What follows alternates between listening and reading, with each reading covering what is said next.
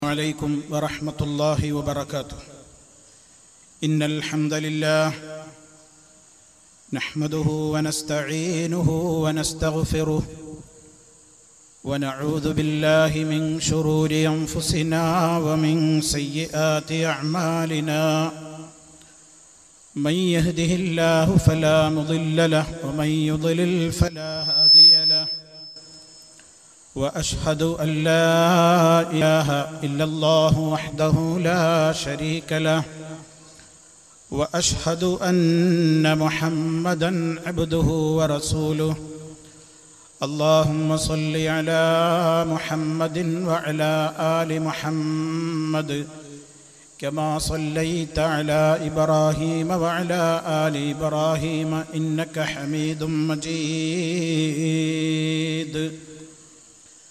اللهم بارك على محمد وعلى آل محمد كما باركت على إبراهيم وعلى آل إبراهيم إنك حميد مجيد.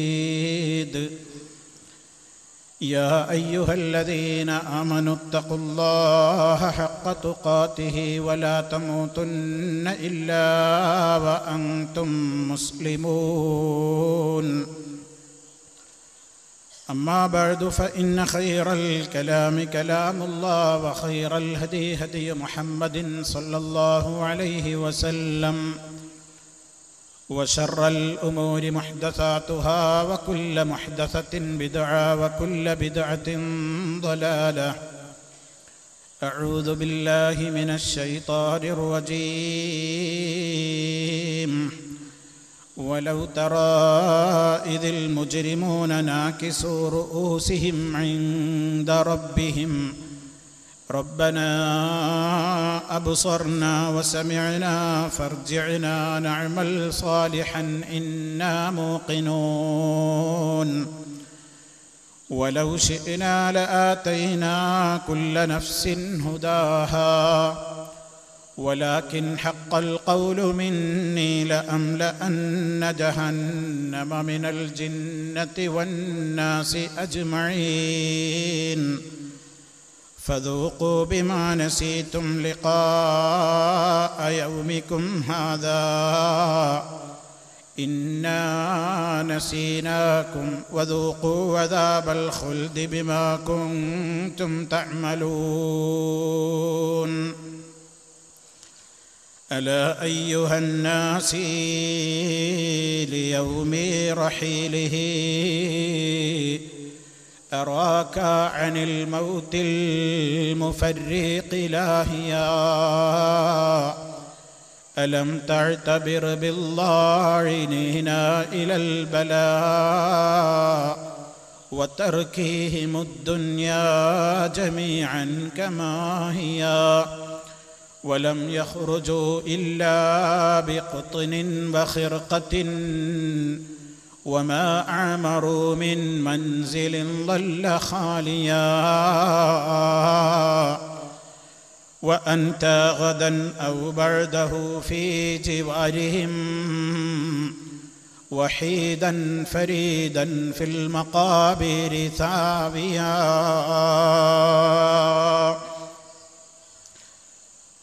അല്ലാഹു സുബ്ഹാനഹു വ തആലയുടെ മഹത്തായ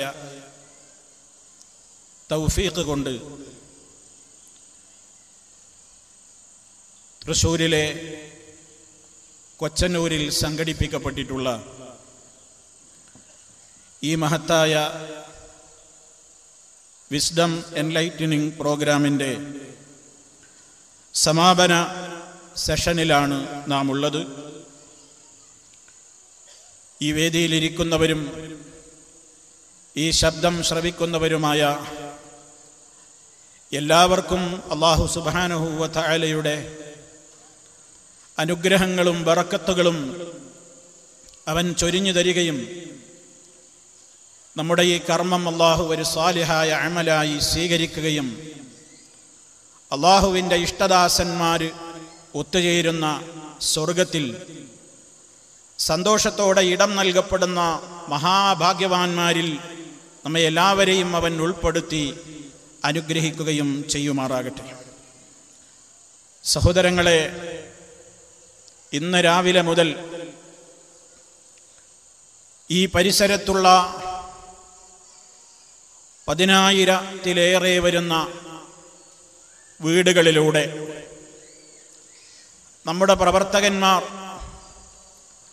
കയറി ഇറങ്ങുകയായിരുന്നു എന്ന വിവരം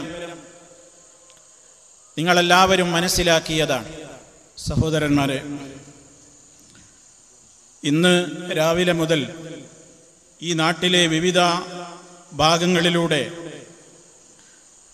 നമ്മുടെ പ്രവർത്തകന്മാർ വീടുകൾ തോറും കയറിയിറങ്ങി എന്ന വിവരം നിങ്ങൾ മനസ്സിലാക്കിയതാണ്. 10,000-ത്തിലേറെ വീടുകളിൽ ഇസ്ലാമികമായ ഈ സന്ദേശത്തിൻ്റെ ഒരു ചെറിയ രൂപത്തിലുള്ള ക്ഷണ പുസ്തകവുമായി ആളുകൾ കയറി ചെന്നിട്ടുണ്ട്. എന്തിനു വേണ്ടി എന്ന് നമ്മൾ അറിയണം സഹോദരങ്ങളെ. അവർ ഏതെങ്കിലും ബിസിനസ് പരിചയപ്പെടുത്താൻ കയറിയിറങ്ങിയവരല്ല. ഞങ്ങൾ ഏതെങ്കിലും ഒരു പാർട്ടിയുടെ പ്രവർത്തകരാണ്, ഞങ്ങളെ വോട്ട് നൽകി വിജയിപ്പിക്കണം എന്ന് പറയാൻ വേണ്ടി കയറിയിറങ്ങിയതല്ല. ഏതെങ്കിലും ഒരു പ്രത്യേകമായ താൽപര്യത്തെ മുൻനിർത്തിക്കൊണ്ട് ഒരു പണപ്പിരിവിന് വേണ്ടി റെസിപ്റ്റുമെടുത്തുകൊണ്ട് ഇറങ്ങി തിരിച്ചവരുമായിരുന്നില്ല.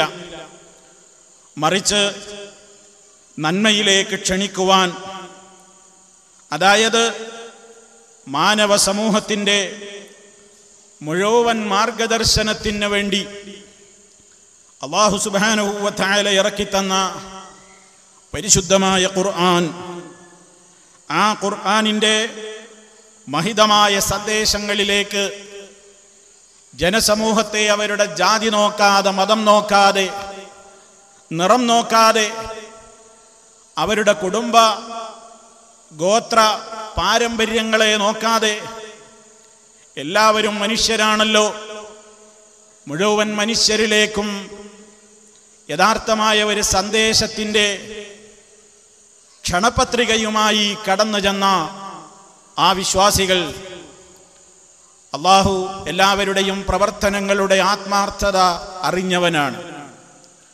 ആമുഖമായി ദുആ ചെയ്യുകയാണ് ആ വലിയ സംരംഭത്തിന് വേണ്ടി. അസൗകര്യങ്ങൾക്കിടയിലൂടെ നടന്ന വീടുകളിലെത്തി ദൗത്യം നിർവഹിക്കാൻ പരിശ്രമിച്ച എൻ്റെ പ്രിയപ്പെട്ട സഹോദരങ്ങളോട് ഒന്നേ പറയാനുള്ളൂ: അല്ലാഹുവാണ് വലിയ പ്രതിഫലം നൽകുന്നവൻ. അല്ലാഹു അതിന് വലിയ പ്രതിഫലം നൽകിക്കൊണ്ട് അവൻ്റെ ജന്നാത്തുൻ നഈമിൽ നമ്മെ എല്ലാവരെയും ഒരുമിച്ച് ചേർക്കുമാറാകട്ടെ. സഹോദരങ്ങളെ, ആ സത്യത്തിൻ്റെ സന്ദേശവുമായി നമ്മുടെ സഹോദരങ്ങൾ ജാതിമത ഭേദമില്ലാതെ എല്ലാ വീടുകളിലും കയറി ഇറങ്ങിയത് റസൂലുള്ളാഹി സ്വല്ലല്ലാഹു അലൈഹി വസല്ലം പറഞ്ഞിട്ടുണ്ടല്ലോ: ലാ യുഅ്മിനു അഹദുക്കും ഹത്താ യുഹിബ്ബ ലി അഖീഹി മാ യുഹിബ്ബു ലി നഫ്സിഹി. നിങ്ങളിൽ ഒരാളും യഥാർത്ഥ വിശ്വാസിയാവുകയില്ല ഹത്താ യുഹിബ്ബ ലി അഖീഹി, തൻ്റെ സഹോദരന് വേണ്ടി ഇഷ്ടപ്പെടുന്നത് വരെ, മാ യുഹിബ്ബു ലി നഫ്സിഹി, തനിക്ക് വേണ്ടി താൻ എന്താണോ ഇഷ്ടപ്പെടുന്നതെങ്കിൽ അത് തൻ്റെ സഹോദരന് വേണ്ടിയും ഇഷ്ടപ്പെടുന്നത് വരെ നിങ്ങളിൽ ഒരാളും യഥാർത്ഥ വിശ്വാസിയാവുകയില്ലെന്ന് മഹാനായ റസൂലുള്ളാഹി സ്വല്ലല്ലാഹു അലൈഹി വസല്ലം പറഞ്ഞ വിശാലമായ അർത്ഥം ഉൾക്കൊള്ളുന്ന ഹദീസിൻ്റെ താല്പര്യം: അല്ലാഹുവേ, ഞങ്ങൾ നിന്റെ സ്വർഗമാണ് ആഗ്രഹിക്കുന്നത്, ഞങ്ങൾ നിന്റെ നരകത്തെയാണ് ഭയപ്പെടുന്നത്, ഞങ്ങൾ നിന്റെ അടുക്കലുള്ള തൃപ്തിയാണ് ഞങ്ങൾ ആഗ്രഹിക്കുന്നത്. ആ നിന്റെ തൃപ്തി ലഭിച്ച് നിന്റെ സ്വർഗത്തിലേക്ക് പ്രവേശനം നൽകപ്പെടുന്ന നല്ലവരായ ആളുകളുടെ കൂട്ടത്തിൽ ഈ രാജ്യത്തുള്ള മുഴുവൻ ജനങ്ങളും എത്തിപ്പെടണം. നരകാഗ്നിയിൽ ഒരു മനുഷ്യനും പോയി ചാടാൻ അവസ്ഥയുണ്ടാകരുത്, അവസരമുണ്ടാകരുത്. ആ വലിയ പ്രതീക്ഷയാണല്ലോ മനസ്സിലാക്കിയ സത്യത്തിൻ്റെ സന്ദേശവുമായി സർവ്വ വീടുകളിലേക്കും കയറി ചെല്ലുവാൻ പ്രോത്സാഹനമാകുന്നത്. ഇത് സഹോദരങ്ങളെ, ഈ രാജ്യത്ത് മാത്രമല്ല, നമ്മുടെ കേരളത്തിൻ്റെ ഓരോ മുക്കുമൂലകളിലുമുള്ള ലക്ഷക്കണക്കിന് ഭവനങ്ങളിലേക്ക് കയറി ചെല്ലുവാനുള്ള സംരംഭവുമായിട്ടാണ് എല്ലാം അല്ലാഹുവിൽ തവക്കുൽ ചെയ്തുകൊണ്ട് ഇതിൻ്റെ പ്രവർത്തകന്മാരെ രൂപം നൽകിയിട്ടുള്ളത്. അതിന് വേണ്ട രൂപത്തിലുള്ള ഒരു മാനസികമായ അവസ്ഥ അത് സഹോദരങ്ങളെ ഏതെങ്കിലും ഒരാളുകൾ ചെയ്യട്ടെ. എനിക്ക് എൻ്റെതായ ജോലി തിരക്കുകളുണ്ട്, പ്രയാസങ്ങളുണ്ട്, എനിക്ക് എൻ്റെതായ ബുദ്ധിമുട്ടുകളുണ്ട്, കുടുംബ പ്രശ്നങ്ങളുണ്ട് എന്ന് പറഞ്ഞുകൊണ്ട് നമ്മൾ മാറി നിൽക്കേണ്ടവരല്ല. നമുക്കോരോരുത്തർക്കും വേണ്ടതാണ് സ്വർഗം, നമുക്കോരോരുത്തർക്കും വേണ്ടതാണ് മരണസമയത്തുള്ള ശാന്തി, നമുക്കോരോരുത്തർക്കും വേണ്ടതാണ് ഖബറിലെ ശാന്തി, നമുക്കോരോരുത്തർക്കും വേണ്ടതാണ് മഹ്ശറിലെ ശാന്തി. ഇതാഗ്രഹിക്കുന്ന മുഴുവൻ ആളുകളുടെയും ഉത്തരവാദിത്തമല്ലേ ആ നിർവഹിക്കപ്പെടേണ്ടത്? അതുകൊണ്ട് ഞാൻ ആമുഖമായി എൻ്റെ സഹോദരന്മാരോട് പറയുന്നത്, എല്ലാ വീടുകളിലും ഈ സത്യത്തിൻ്റെ സന്ദേശം എത്തുന്നതിൽ എനിക്കെന്ത് ചെയ്യാനാകുമെന്ന് ഞാനാണ് ചിന്തിക്കേണ്ടത്. എൻ്റെ ശബ്ദം ശ്രവിക്കുന്ന ഈ സദസ്സിലുള്ളവരും അല്ലാത്തവരുമായ ഓരോ സഹോദരീ സഹോദരനും ചിന്തിക്കേണ്ടത്, അള്ളാഹുവിൻ്റെ ഈ മഹത്വമേറിയ സന്ദേശം ഓരോ ഭവനങ്ങളിലും എത്തിക്കുവാൻ അതിൽ ഏത് നിലയ്ക്ക് എനിക്ക് ഭാഗമാക്കാവാൻ സാധിക്കുമെന്ന് ഓരോരുത്തരും വളരെ ആത്മാർത്ഥമായി തന്നെ ചിന്തിക്കേണ്ടതുണ്ട്. അതുപോലെ സഹോദരങ്ങളെ, ഇന്ന് കയറിയിറങ്ങിയ വീടുകളിലൊക്കെ വിതരണം ചെയ്യപ്പെട്ട ഒരു ചെറിയ പുസ്തകം നിങ്ങളുടെ ശ്രദ്ധയിൽപ്പെട്ടിട്ടുണ്ടാകും. ഇസ്ലാമിനെ സംബന്ധിച്ച് ഒരു ചെറിയ നിലക്കുള്ള ഒരു വിവരണം നൽകപ്പെടുന്ന ആ പുസ്തകം കാഴ്ചക്ക് വളരെ ചെറുതാണെങ്കിലും ഒന്നും മനസ്സിരുത്തി വായിക്കുന്ന ഏതൊരു മനുഷ്യന്റെയും മനസ്സുകളിൽ അത് ചലനം സൃഷ്ടിക്കാതിരിക്കില്ലെന്നുറപ്പാണ്. ആ നിലക്ക് അത് വായിക്കുവാനും അതെപ്പോഴെങ്കിലും ഒന്നെടുത്തുകൊണ്ട് അതൊന്ന് വായിച്ച് അതിലടങ്ങിയ സാരാംശങ്ങളിലേക്കൊന്ന് കണ്ണോടിക്കുവാനും അതിൽ നൽകിയിട്ടുള്ള ചുരുങ്ങിയ വിവരണങ്ങളുടെ വിശദ വിവരണങ്ങളിലേക്കൊന്ന് പഠനത്തിൻ്റെ മേഖലയെ വികസിപ്പിക്കുവാനും ഏതെങ്കിലും ഒരു മനുഷ്യന് തോന്നിക്കഴിഞ്ഞാൽ, എൻ്റെ പ്രിയപ്പെട്ടവരെ, അസൗകര്യങ്ങൾക്കിടയിലും നിങ്ങൾ നടന്നു നീങ്ങി വീടുകളിൽ എത്തിച്ചിട്ടുള്ള ആ സന്ദേശം ആരുടെ മനസ്സിൽ എപ്പോഴാണ് ഒരു പ്രകാശകിരണമായി കടന്നു ചെല്ലുന്നത് എന്ന് സർവലോക പരിപാലകനായ റബ്ബിനല്ലാതെ അറിയുകയില്ലല്ലോ. നമ്മുടെ ശ്രമത്തിന്റെ ഭാഗമായി കൊണ്ടുവരും മനുഷ്യനെങ്ങാനും അവൻ മുന്നോട്ട് പോയിരുന്ന പദസഞ്ചാരത്തിന്റെ മേഖലകളിൽ നിന്ന് സൽക്കർമ്മങ്ങളുടെ, സത്യവിശ്വാസത്തിന്റെ, സദാചാരത്തിന്റെ, നീതിയുടെ, അതുപോലെ തന്നെ സദാചാരത്തിന്റെയും ധർമ്മത്തിന്റെയും മേഖലകളിലേക്ക് ആ മനുഷ്യൻ നടന്നു നീങ്ങാൻ നിങ്ങൾ ഏൽപ്പിച്ചിട്ടുള്ള വിനയത്തോടെ നിങ്ങളുടെ കൈ കൊണ്ട് നിങ്ങൾ സമർപ്പിച്ചിട്ടുള്ള ആ ഒരു കൊച്ചു പുസ്തകം, ഒരു CD എങ്ങാനും നിമിത്തമായിട്ടുണ്ടെങ്കിൽ അതല്ലേ ദുനിയാവിൽ നമുക്ക് കിട്ടാനുള്ള വലിയ സമ്പാദ്യം. ഈ ദുനിയാവ് മുഴുവനുമുള്ളതിനേക്കാൾ വലിയ സമ്പാദ്യം അതല്ലേ? അതുകൊണ്ട് ആ ഒരു ചെറു പുസ്തകം കോടിയിലധികം വരുന്ന കോപ്പികൾ കേരളത്തിൽ വിതരണം ചെയ്യപ്പെടേണ്ടതുണ്ട്. ഒരു പുസ്തകത്തിന് 5 രൂപയെങ്ങാനും നൽകിക്കൊണ്ടെങ്കിലും, ഒരു പുസ്തകത്തിന്റെ കാശെങ്കിലും നൽകിക്കൊണ്ട്, അതല്ലെങ്കിൽ ഒരു 50 പുസ്തകം എൻ്റെ വക, ഒരു 100 പുസ്തകം എൻ്റെ വക, 1000 പുസ്തകം എൻ്റെ വക, അതിൻ്റെ കണക്ക് കൂട്ടിയിട്ട് ആ ഒരു നിയ്യത്തോടെ, അല്ലാഹുവേ, ഇത് കൈകളിലെത്തുന്ന ഒരു മുസ്ലിമായ മനുഷ്യനാണെങ്കിലും, ഹൈന്ദവനാണെങ്കിലും, ക്രൈസ്തവനാണെങ്കിലും, ഏത് മതക്കാരനാണെങ്കിലും, ഒരു മതത്തിലും വിശ്വസിക്കാത്ത പ്രകൃതക്കാരനാണെങ്കിലും അവനൊന്ന് വായിച്ച് അവൻ്റെ മനസ്സിലേക്ക് സർവലോക പരിപാലകനായ റബ്ബ് ഇഷ്ടപ്പെടുന്ന മതമായ ദീനുൽ ഇസ്ലാം, അതിൻ്റെ പ്രവാചകനെ സംബന്ധിച്ചുള്ള വിവരണങ്ങൾ, ആ പ്രവാചകന് അവതരിപ്പിച്ചു കൊടുത്ത മഹത്വമേറിയ വിശുദ്ധ ഖുർആനിനെ സംബന്ധിച്ചുള്ള സൂചനകൾ, അതൊന്ന് പഠിക്കുവാനുള്ള ഒരു ഉത്സാഹം ആ മനുഷ്യന്റെ മനസ്സിൽ വന്നാൽ ഏറ്റവും വലിയ രൂപത്തിലുള്ള വലിയ ഒരു പ്രധാനപ്പെട്ട കാര്യമല്ലേ നമ്മളാ ചെയ്യുന്നത്? ഇതിൽ പിതാക്കൾക്ക് റോളുണ്ട്, മക്കൾക്ക് റോളുണ്ട്, സ്ത്രീകൾക്ക് റോളുണ്ട്, എല്ലാവർക്കും റോളുണ്ട്. അവരവരുടേതായ ബാധ്യതകൾ നിർവഹിക്കപ്പെടേണ്ടതുണ്ട്.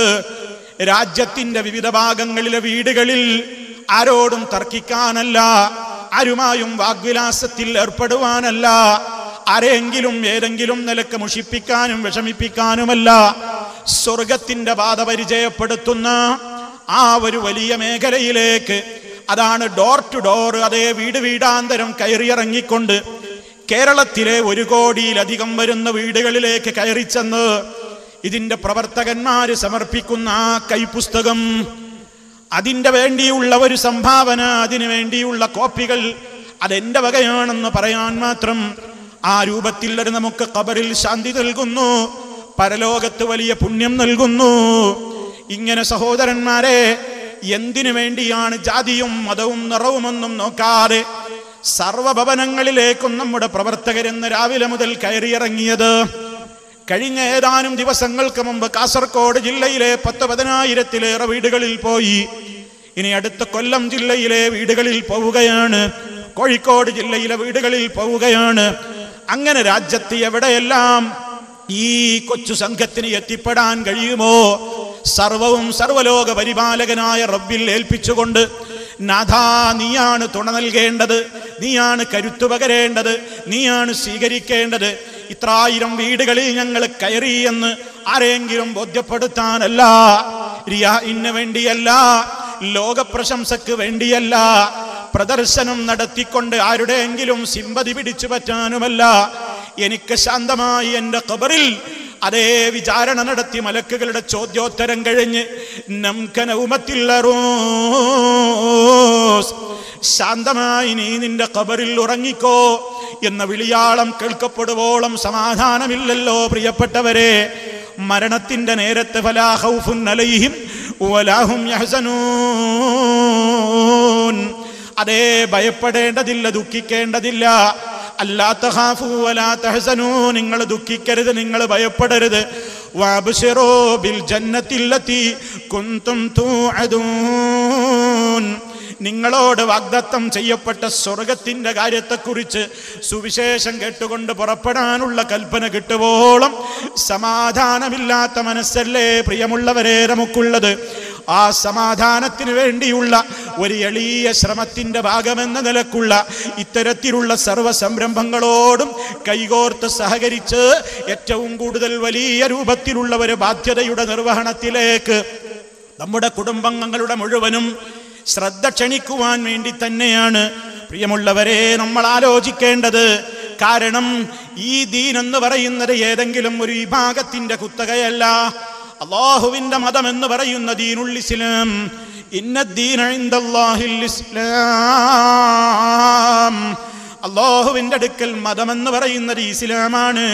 അതാണ് അല്ലാഹ് നമുക്ക് തൃപ്തിപ്പെട്ട് തന്നിട്ടുള്ള ദീന്. വറദീതു ലക്കുമുൽ ഇസ്ലാമ ദീന, നിങ്ങൾക്ക് ഇസ്ലാമിനെ ഞാൻ ദീനായി കൊണ്ട് തൃപ്തിപ്പെട്ട് തന്നിരിക്കുന്നു എന്ന് അല്ലാഹു സുബ്ഹാനഹു വ തആല പറഞ്ഞ ആ മതം, ആ മതത്തിന്റെ നിയമനിർമ്മാണങ്ങൾ നടത്തിയിട്ടുള്ള നാഥൻ അവൻ ഏതെങ്കിലും ഒരു വിഭാഗത്തിന്റെ രക്ഷിതാവെന്നല്ല ഖുർആൻ പറഞ്ഞിട്ടുള്ളത്. റബ്ബുൽ ആലമീൻ, ലോകത്തുള്ള സർവരുടെയും റബ്ബാണവൻ.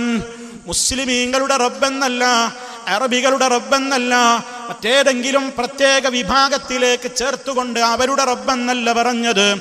സർവലോകരുടെയും റബ്ബാണവൻ.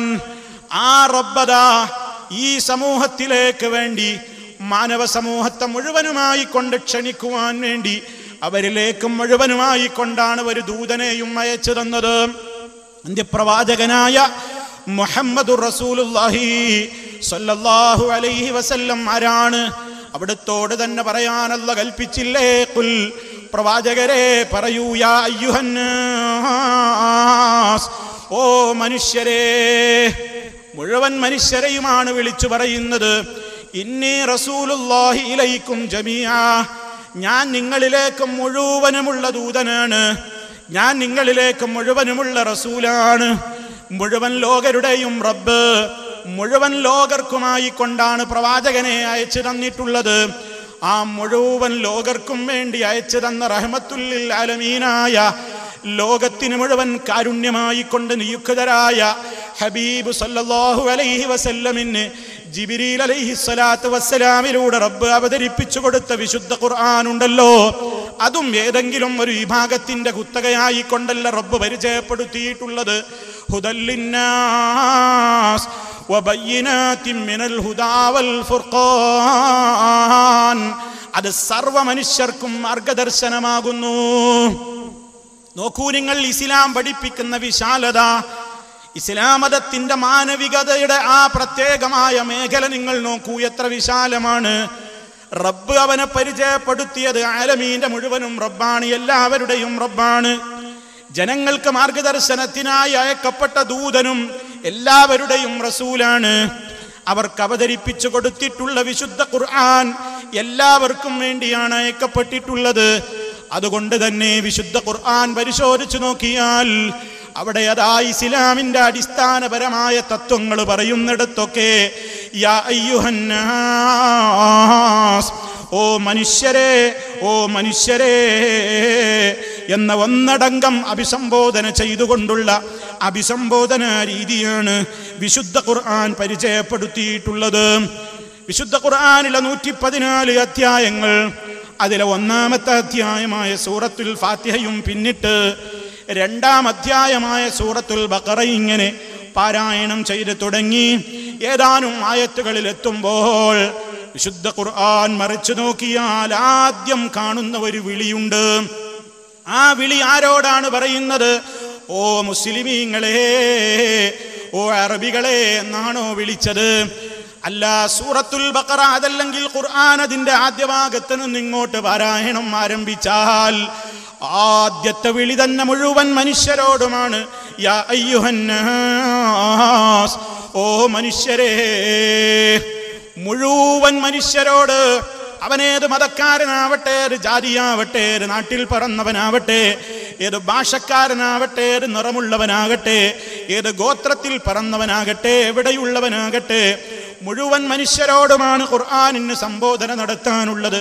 യാ അയ്യുഹന്നാസ്, ഓ മനുഷ്യരെ, ഉഅ്ബുദൂ റബ്ബക്കും. ഖുർആനിന്, ഇസ്ലാമിന്, മാനവ സമൂഹത്തോട് ആദ്യം പറയാനുള്ളത് നിങ്ങൾ നിങ്ങളുടെ റബ്ബിനെ മാത്രം ആരാധിക്കണേ, നിങ്ങളുടെ രക്ഷിതാവിനെ നിങ്ങൾ ആരാധിക്കണേ. എന്താണ് അതിനുള്ള കാരണം? ലോകത്ത് ഒരു മനുഷ്യനും ഇങ്ങോട്ട് തർക്കം നടത്താനേ സാധ്യമല്ലാത്ത പോയിന്റ് കൊണ്ട് തുടങ്ങി. എന്താണ് ആ പോയിന്റ്? റബ്ബ് അവതരിപ്പിച്ചത് നിങ്ങൾ നിങ്ങളുടെ റബ്ബിനെ മാത്രം ആരാധിക്കണം. എന്തുകൊണ്ട്?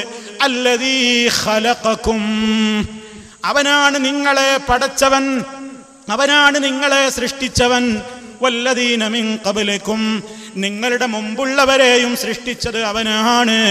തുടർന്നുകൊണ്ട് അല്ലാഹു തആല പിന്നെയും പറയുന്നുണ്ട്, ഭൂമിയെ നിങ്ങൾക്ക് സംവിധാനിച്ചു തന്നവൻ അവനാണ്, ആകാശത്തെ ഒരെടുപ്പെന്ന രൂപത്തിൽ നിങ്ങൾക്ക് വിധാനിച്ചു തന്നവൻ അവനാണ്, ഉപരിഭാഗത്ത് നിന്ന് മഴ വർഷിപ്പിച്ചു തന്ന് അതിലൂടെ സസ്യലതാദികളെ ഉൽപ്പാദിപ്പിച്ചുകൊണ്ട് നിങ്ങൾക്ക് അന്നം തരുന്നവനും അവനാണ്. ഇതൊക്കെ പറഞ്ഞുകൊണ്ട് റബ്ബ് ആ വിളിയുടെ സന്ദേശത്തിന്റെ അവസാനം പറയുന്നത് ഫലാ തജ്അലൂ ലില്ലാഹി അന്ദാദാ വഅൻതും തഅലമൂൻ. ആകയാൽ നിങ്ങൾ അല്ലാഹുവിന് ഒരിക്കലും സമന്മാരെ നിശ്ചയിക്കരുതേ, ആ അല്ലാഹുവിന് നിങ്ങൾ ഒരിക്കലും സമന്മാരെ നിശ്ചയിക്കരുതേ. വഅൻതും തഅലമൂൻ, നിങ്ങൾ അറിയുന്നവരായിരിക്കെ. എന്തറിയുന്നവർ? ഞാൻ പറഞ്ഞ കാരണങ്ങളൊക്കെ നിങ്ങളും സമ്മതിക്കുമല്ലോ. ഏതാണ് കാരണങ്ങൾ? നിങ്ങളെ പടച്ചവൻ ഞാനല്ലേ, മുൻഗാമികളെ പടച്ചവനും ഞാനല്ലേ, ഭൂമിയെ സൃഷ്ടിച്ച് സംവിധാനിച്ചവനും ആകാശത്തെ നിർമ്മിച്ചവനും മഴ തരുന്നവനും അന്നം തരുന്നവനുമൊക്കെ ഞാനെന്ന് നിങ്ങൾക്കറിയില്ലേ? അതുകൊണ്ട് അതൊക്കെ ഞാൻ മാത്രമാണെന്ന് നിങ്ങളും അറിയുകയും സമ്മതിക്കുകയും ചെയ്യുന്ന നിലക്ക് എനിക്ക് നിങ്ങളൊരിക്കലും സമന്മാരെ നിശ്ചയിക്കല്ല, അത് നീതിയല്ല. പടച്ച റബ്ബ് മാനവ സമൂഹത്തോട് മുഴുവനുമായി പറയുന്നു. ഇതാണ് ഇസ്ലാം ഉൾക്കൊള്ളുന്ന മാനവികത.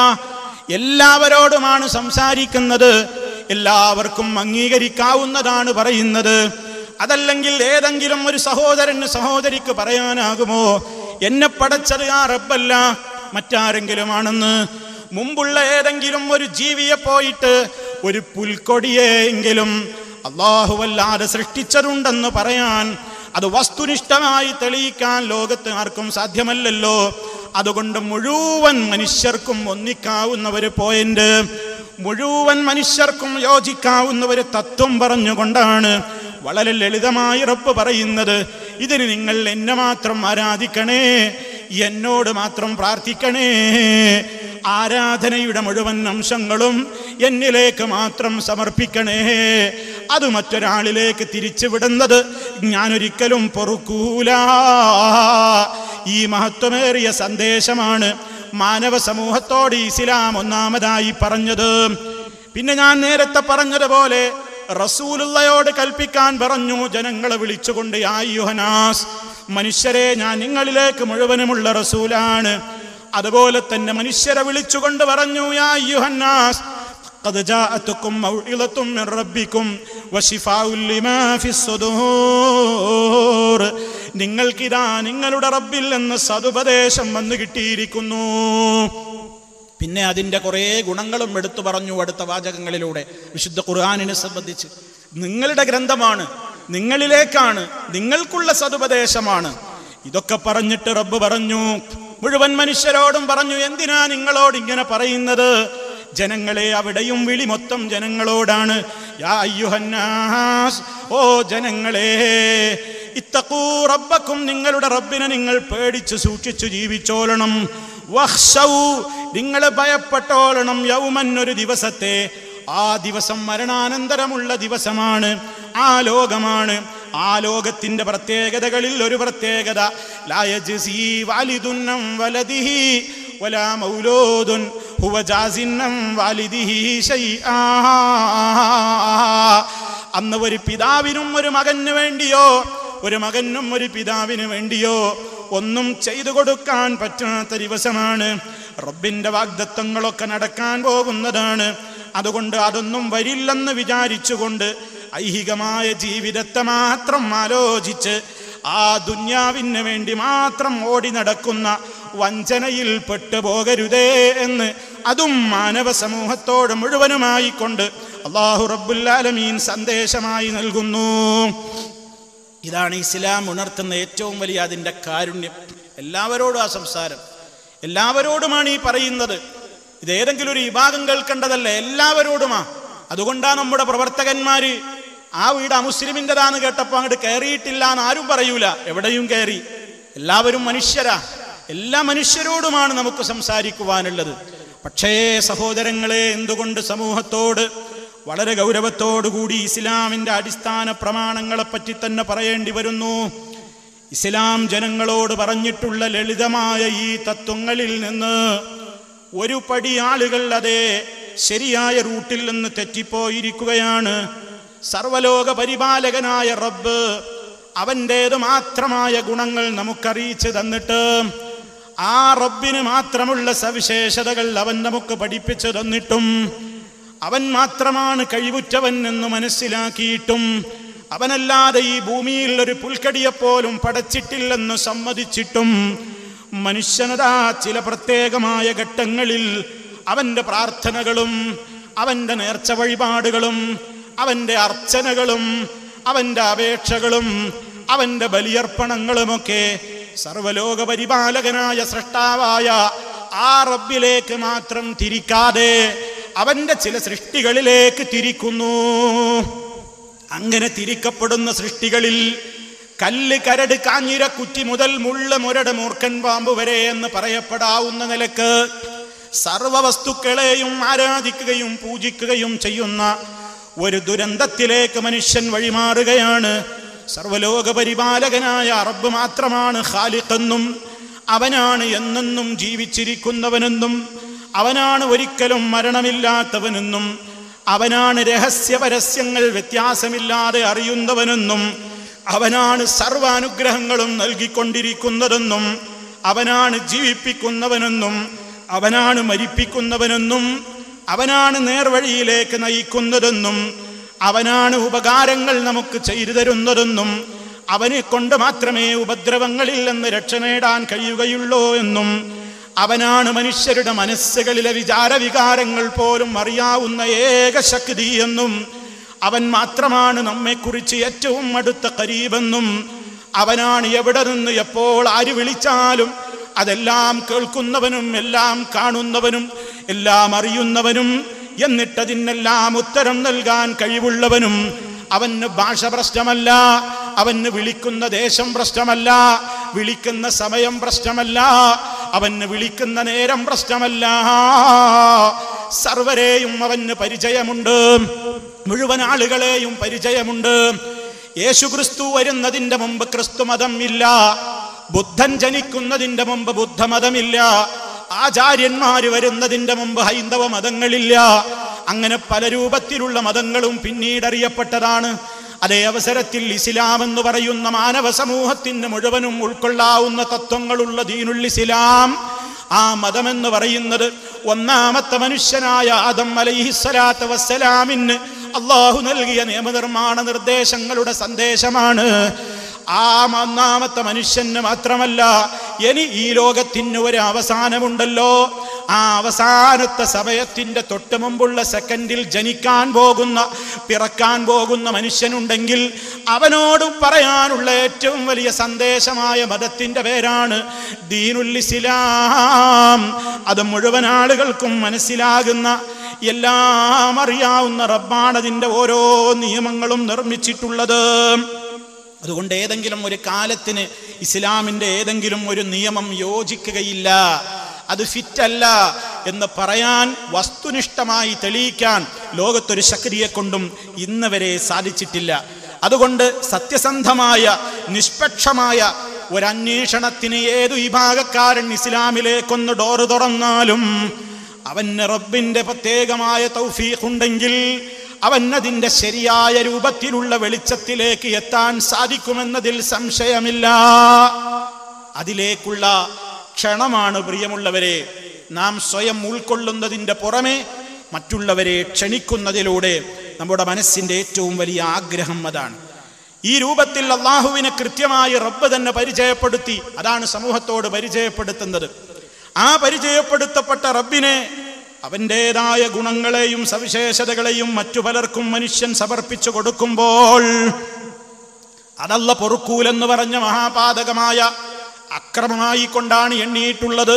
ഇന്ന ശിർക ലദുൽമുൻ അദീം, നിശ്ചയമായും ശിർക്ക് വമ്പിച്ച അക്രമം തന്നെ, വമ്പിച്ച അക്രമമാണ് ശിർക്ക്. എന്താ കാരണം? അള്ളാഹുവിൻ്റെതാണ് എല്ലാമെന്ന് മനസ്സുകൊണ്ടും നാവുകൊണ്ടൊക്കെ പറയുക, പ്രവൃത്തിയിൽ മറ്റു പലരിലേക്കും പോവുക. ഈ ഒരവസ്ഥ, ഈ ഒരു പ്രത്യേകമായ ചുറ്റുപാടിൽ മനുഷ്യൻ ചെയ്യുന്നത് അക്രമമല്ലേ, അനീതിയല്ലേ? അതുകൊണ്ട് അവൻ പൊറുക്കൂല. ഇന്നല്ലാഹ ലാ യഗ്ഫിറു അൻ യുശ്റക ബിഹി വയഗ്ഫിറു മാ ദൂന ദാലിക ലിമൻ യശാ. നിശ്ചയമായും അല്ലാഹു അവനിൽ പങ്കു ചേർക്കപ്പെടുന്നത് പൊറുക്കൂല. അതിൽ താഴെയുള്ള അബദ്ധങ്ങളൊക്കെ അവൻ ഉദ്ദേശിക്കുന്നവർക്ക് അവൻ പൊറുത്തു കൊടുത്തേക്കാം. ഇത്രത്തോളം ഗൗരവമായി കൊണ്ടാണ് ശിർക്കിനെ പരിചയപ്പെടുത്തപ്പെടുന്നത്. ശിർക്ക് ചെയ്ത് തൗബ ചെയ്യാതെ മരണപ്പെട്ടു പോയവൻ, അവന് സ്വർഗം നിഷിദ്ധമാണ്, നരകമാണ് അവന്റെ സങ്കേതമെന്ന് അല്ലാഹു പറഞ്ഞിട്ടുണ്ട്.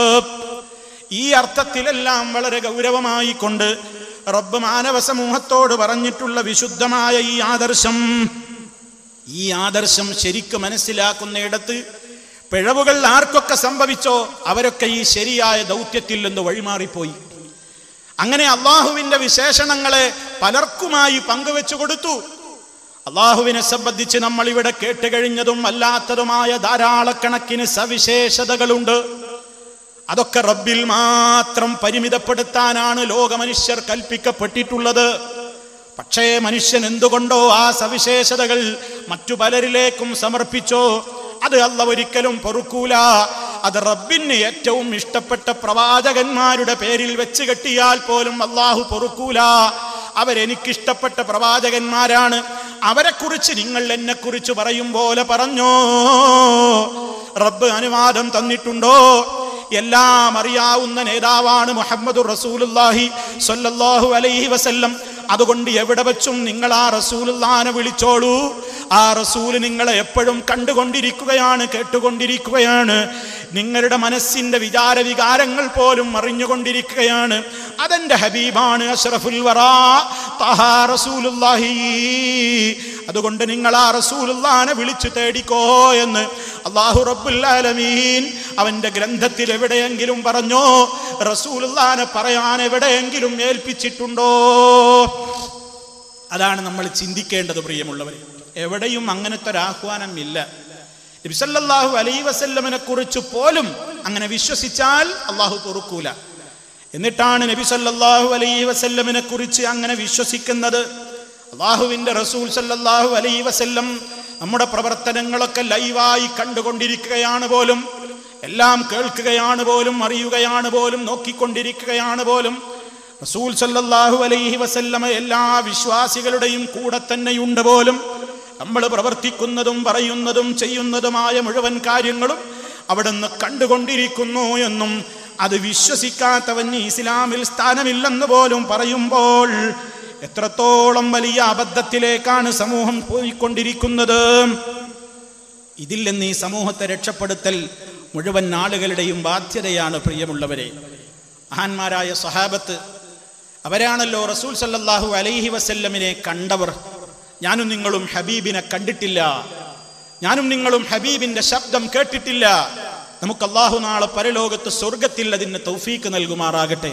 സഹോദരങ്ങളെ, ആ നബി സല്ലല്ലാഹു അലൈഹി വസല്ലമിനെ കൺകുളിർക്കെ കണ്ട, അവിടുത്തെ ശബ്ദം കേട്ട, അവിടുത്തോടൊപ്പം മജ്ലിസും വേദിയുമൊക്കെ പങ്കിട്ട മഹാന്മാരായ സ്വഹാബത്ത് അള്ളാഹുവിന്റെ ഒരു വിശേഷണങ്ങൾ പോലും മഹാനായ നബി സല്ലല്ലാഹു അലൈഹി വസല്ലമിനുണ്ടെന്ന് വിശ്വസിച്ചിട്ടില്ല.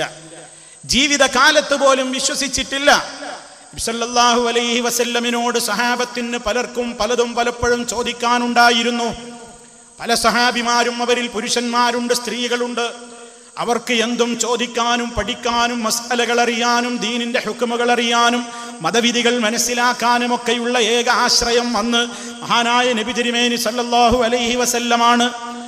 ആ നബി തിരുമേനിയോട് വല്ലതും ചോദിക്കാനുള്ള ഏതെങ്കിലും ഒരു സഹാബ പുരുഷനോ സഹാബ വനിതയോ നബി സല്ലല്ലാഹു അലൈഹി വസല്ലം ഉള്ള ഇടം എവിടെയാണെന്ന് അന്വേഷിച്ച് അവിടുത്തെ സാന്നിധ്യത്തിലെത്തിയിട്ട് അവിടുന്ന് ശബ്ദം കറഞ്ഞാൽ അവിടുത്തെ ശബ്ദം അല്ലെങ്കിൽ അവിടുത്തെ കാതുകൾക്ക് തൻ്റെ ശബ്ദം കേൾക്കാവുന്ന ദൂരപരിധി എവിടെയാണോ അവിടെ തന്നെ പോയിട്ട് സംശയം ചോദിക്കുന്നു. എന്താ കാരണം? ഒരു സഹാബിയും വീട്ടിലിരുന്നു കൊണ്ട് പ്രവാചകരെ എനിക്കിന്നൊരു സംശയമുണ്ട്, അതൊന്ന് തീർത്തു തരണം എന്ന് പറഞ്ഞു കാണുന്നില്ല. ഒരു സഹാബ വനിതയും വീട്ടിലിരുന്നിട്ട് റസൂലുള്ളാഹിനെ വിളിച്ചുകൊണ്ട് എനിക്കിന്ന സംശയമുണ്ട് എന്ന് ചോദിച്ചത് കാണാൻ നമുക്ക് സാധ്യമല്ല. എന്താ കാരണം? എന്തിനാ അവരിത്ര പ്രയാസം സഹിച്ച് റസൂലുള്ള ഉള്ള ഇടത്തേക്ക് പോയത്? അള്ളാന്റെ റസൂലിനെ വീട്ടിലിരുന്ന് വിളിച്ചാൽ അവിടുന്ന് കേൾക്കൂല, ഉത്തരം ചെയ്യൂല. അത് ജീവിതകാലത്ത് തന്നെ. ഇനി റസൂലുള്ളാഹി സ്വല്ലല്ലാഹു അലൈഹി വസല്ലം വീട്ടിലേക്ക് വന്നാൽ തന്നെ ഉറങ്ങാത്ത സമയം നോക്കിയിട്ടാണ് സംസാരിക്കുന്നത്. കാരണം ഉറങ്ങിയാ സംസാരിക്കുന്നത് മനസ്സിലാവൂല. അതുകൊണ്ട് തന്നെ ഇസ്ലാം പഠിപ്പിച്ചിട്ടുള്ള ഓരോ തത്വങ്ങളും സഹാബത്ത് എങ്ങനെ വിശ്വസിച്ചുവോ അവർ നബി സല്ലല്ലാഹു അലൈഹി വസല്ലമിന്റെ അസാന്നിധ്യത്തിൽ റസൂലുള്ളാഹിനെ വിളിച്ചുകൊണ്ട് അവരെ സംസാരിച്ചിട്ടില്ല. ജീവിതകാലത്ത് ദൂരദേശങ്ങളിലേക്ക് യാത്ര പോകുന്ന സഹാബിമാര് അവർക്ക് എന്തെങ്കിലും പ്രശ്നങ്ങൾ ഉണ്ടെങ്കിൽ അത് പറയണമെങ്കിൽ യാത്ര കഴിഞ്ഞ് തിരിച്ചെത്തുവോളം അവർ കാത്തിരിക്കേണ്ടി വരുന്നത്. ദൂരദേശങ്ങളിൽ വെച്ച് വിളിച്ചാൽ ജീവിച്ചിരിക്കുന്ന നബി സല്ലല്ലാഹു അലൈഹി വസല്ലമ പോലും ആ വിളി കേട്ട് ഉത്തരം ചെയ്യില്ലെന്ന ഉറച്ച വിശ്വാസം അവർക്കുള്ളത് കൊണ്ട് തന്നെയാണ്. അങ്ങനെ അവർ വിശ്വസിച്ചത് കൊണ്ട് സ്വഹാബാക്കൾക്ക് റസൂലുള്ളാഹിന്റെ മുഅ്ജിസത്തിൽ വിശ്വാസമില്ലാന്ന് വരുമോ? സഹാബാക്കൾക്ക് അള്ളാന്റെ റസൂലിനെ പുച്ഛിക്കലാണ് പണി എന്ന് വരുമോ? സഹാബത്ത് അള്ളാഹുവിന്റെ റസൂലിന്റെ കഴിവുകളെ അംഗീകരിച്ചിട്ടില്ല എന്ന് വരുമോ? ഒരിക്കലും വരില്ല. കാരണം അവര് മനസ്സിലാക്കിയത് നബി തിരുമേനി സല്ലല്ലാഹു അലൈഹി വസല്ലമിൽ നിന്ന് അവരെന്താണോ മനസ്സിലാക്കിയത് അതാണ് അവർ വിശ്വസിക്കുന്നത്. അതുകൊണ്ട് തന്നെ നബി സല്ലല്ലാഹു അലൈഹി വസല്ലം പഠിപ്പിച്ച ആദർശത്തിൽ ഏത് ഘട്ടത്തിലും അവർ ഉറച്ചു നിന്നിട്ടുണ്ട്. ഈ ജീവിതകാലത്ത് മാത്രമല്ല സുഹൃത്തുക്കളെ, മരണത്തിന്റെ ശേഷവും അങ്ങനെ തന്നെയാണ്. വഫാത്തിന്റെ ശേഷം നബി സല്ലല്ലാഹു അലൈഹി വസല്ലമിനോട് അവർ അഭിപ്രായം ചോദിച്ചോ? അവർ വല്ല മുശാവറയും നടത്തിയോ? അല്ലാഹുവിന്റെ ഹബീബ് മരണപ്പെട്ട് വഫാത്തായി കിടക്കുന്ന ദിവസം സഹാബാക്കൾക്കിടയിൽ ചർച്ച നടക്കുകയാണ്. അവിടുത്തെ ശരീരം എവിടെയാണ് മറമാടേണ്ടത്? എവിടെയാണ് അവിടത്തേക്ക് വേണ്ടി ഖബർ ഒരുക്കേണ്ടത്? സഹാബാക്കൾക്കിടയിൽ പല അഭിപ്രായ വ്യത്യാസങ്ങളും. മക്കയിലേക്ക് കൊണ്ടുപോകണോ? പൊതുശ്മശാനമായ ബഖീയിൽ മറമാടണോ? അതോ എന്ത് ചെയ്യണം എന്ന ചർച്ച നടക്കുമ്പോൾ ഹബീബ് സല്ലല്ലാഹു അലൈഹി വസല്ലമിന്റെ ശറഫാക്കപ്പെട്ട ശരീരം മണ്ണിനടിയിലേക്ക് വെച്ചിട്ടില്ല. ഈ ഭൂമി പുറത്ത് തന്നെ ആയിഷ ഉമ്മ ബീബി റളിയല്ലാഹു അൻഹയുടെ വീട്ടിന്റെ അകത്തുണ്ട്. ഒരു സഹാബിമാരും പോയി മുശാവറ നടത്തിയിട്ടില്ല. നബിയെ, അങ്ങയുടെ ഖബർ എവിടെ ഒരുക്കുന്നതാണ് അങ്ങേക്ക് ഇഷ്ടമെന്ന് ആ കിടക്കുന്ന ജനാസയോട് ആദരവോടുകൂടി ഒരു സഹാബിമാരും ചോദിക്കാതെ അവര് പരസ്പരം, ആ ജനാസ ഒരു ഭാഗത്തുണ്ടെങ്കിലും സഹാബിമാര് മറ്റൊരു പന്തലിൽ ഒരുമിച്ച് കൂടിയിട്ട് അവര് പരസ്പരം മുശാവറ നടത്തുകയല്ലാതെ റസൂലുള്ളാഹിനോട് മുശാവറ നടത്തി കാണുന്നില്ല. എന്താ കാരണം? ആ വഫാത്തായി കിടക്കുന്ന റസൂലുള്ളാഹിന്റെ കഴിവിൽ അവർക്ക് വിശ്വാസമില്ലേ? ആ ഹബീബിനോട് അവർക്ക് സ്നേഹമില്ലേ? ആ ഹബീബിനെ കുറിച്ച് അവർക്ക് യഥാർത്ഥത്തിലുള്ള വിശ്വാസം ഇല്ലേ? എന്തുകൊണ്ടാ? യഥാർത്ഥത്തിലുള്ള വിശ്വാസം ഉള്ളത് കൊണ്ടാ അവർ ചെയ്യാത്തത്. അത് അവിടുന്ന് പഠിപ്പിച്ചതല്ല, അത് അവിടുന്ന് പഠിപ്പിച്ച തത്വമല്ലാത്തത് കൊണ്ടാണ് അവരാരും ചെയ്യാതിരുന്നത്. ഇനി ജനാസ കുളിപ്പിക്കുന്ന നേരത്ത് തർക്കമായി. എങ്ങനെ കുളിപ്പിക്കണം? മുഴുവൻ വസ്ത്രവും നീക്കിയിട്ട് കുളിപ്പിക്കണോ, അതോ ഉള്ള വസ്ത്രം ഊരാതെ തന്നെ കുളിപ്പിക്കണോ? എന്ത് വേണം?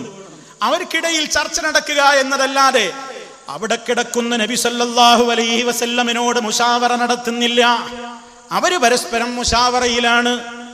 അതുപോലെ തന്നെ ഏതെല്ലാം വിഷയങ്ങളിൽ തർക്കങ്ങളുണ്ടായി, ആരായിരിക്കണം ശേഷമുള്ള ഖലീഫ, ചൂട് പിടിച്ച തർക്കങ്ങളും അതുപോലെ തന്നെ ചർച്ചകളുമൊക്കെ ഒരു പ്രത്യേകമായ പന്തലിന്റെ കീഴെ വെച്ച് സഹാബിമാര് പരസ്പരം മുശാവറ നടത്തുകയെന്നല്ലാതെ ആ ജനാസയുടെ സമീപത്ത് പോയിട്ട് യാ റസൂലല്ലാഹ്, അല്ലാഹുവിന്റെ റസൂലേ, ഇതാ നിൽക്കുന്നു അബൂബക്കർ, ഇതാ നിൽക്കുന്നു ഉമർ, ഇതാ നിൽക്കുന്നു ഉസ്മാൻ, ഇതാ നിൽക്കുന്നു അലി, ഇതാ നിൽക്കുന്നു ഇന്ന സഹാബിമാര് റളിയല്ലാഹു അൻഹും, അവിടുന്ന് കിടക്കുകയല്ലേ?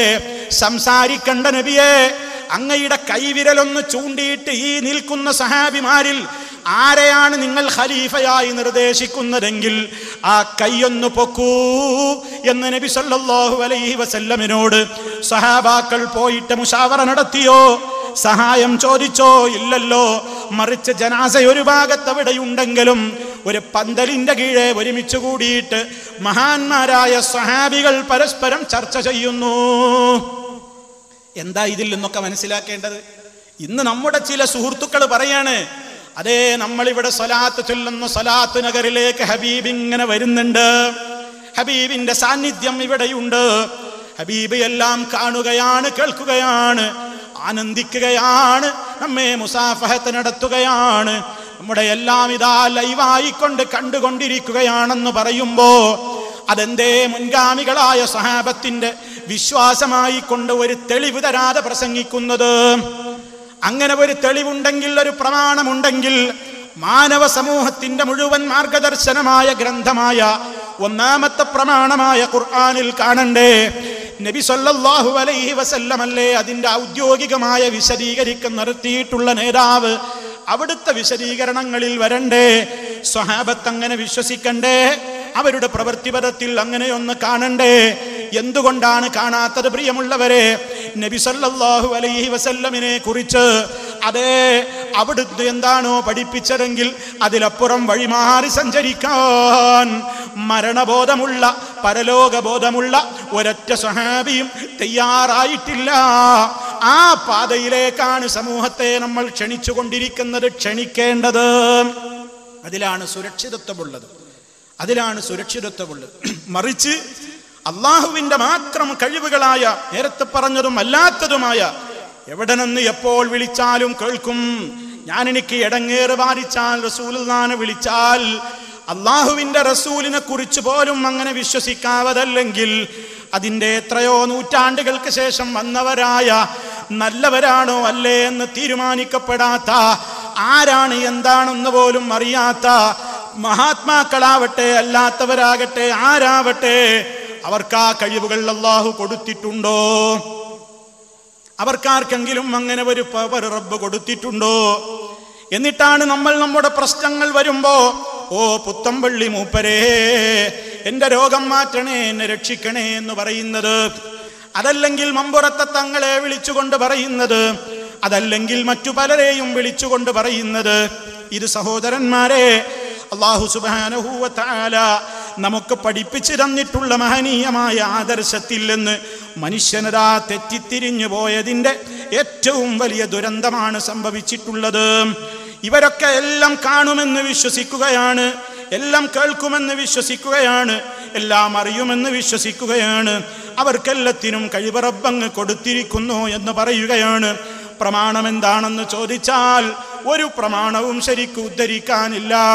ഖുർആൻ ഉദ്ധരിക്കാനില്ല വസ്തുനിഷ്ഠമായി, ഹദീസ് ഉദ്ധരിക്കാനില്ല സ്വഹീഹായ നിലക്ക്.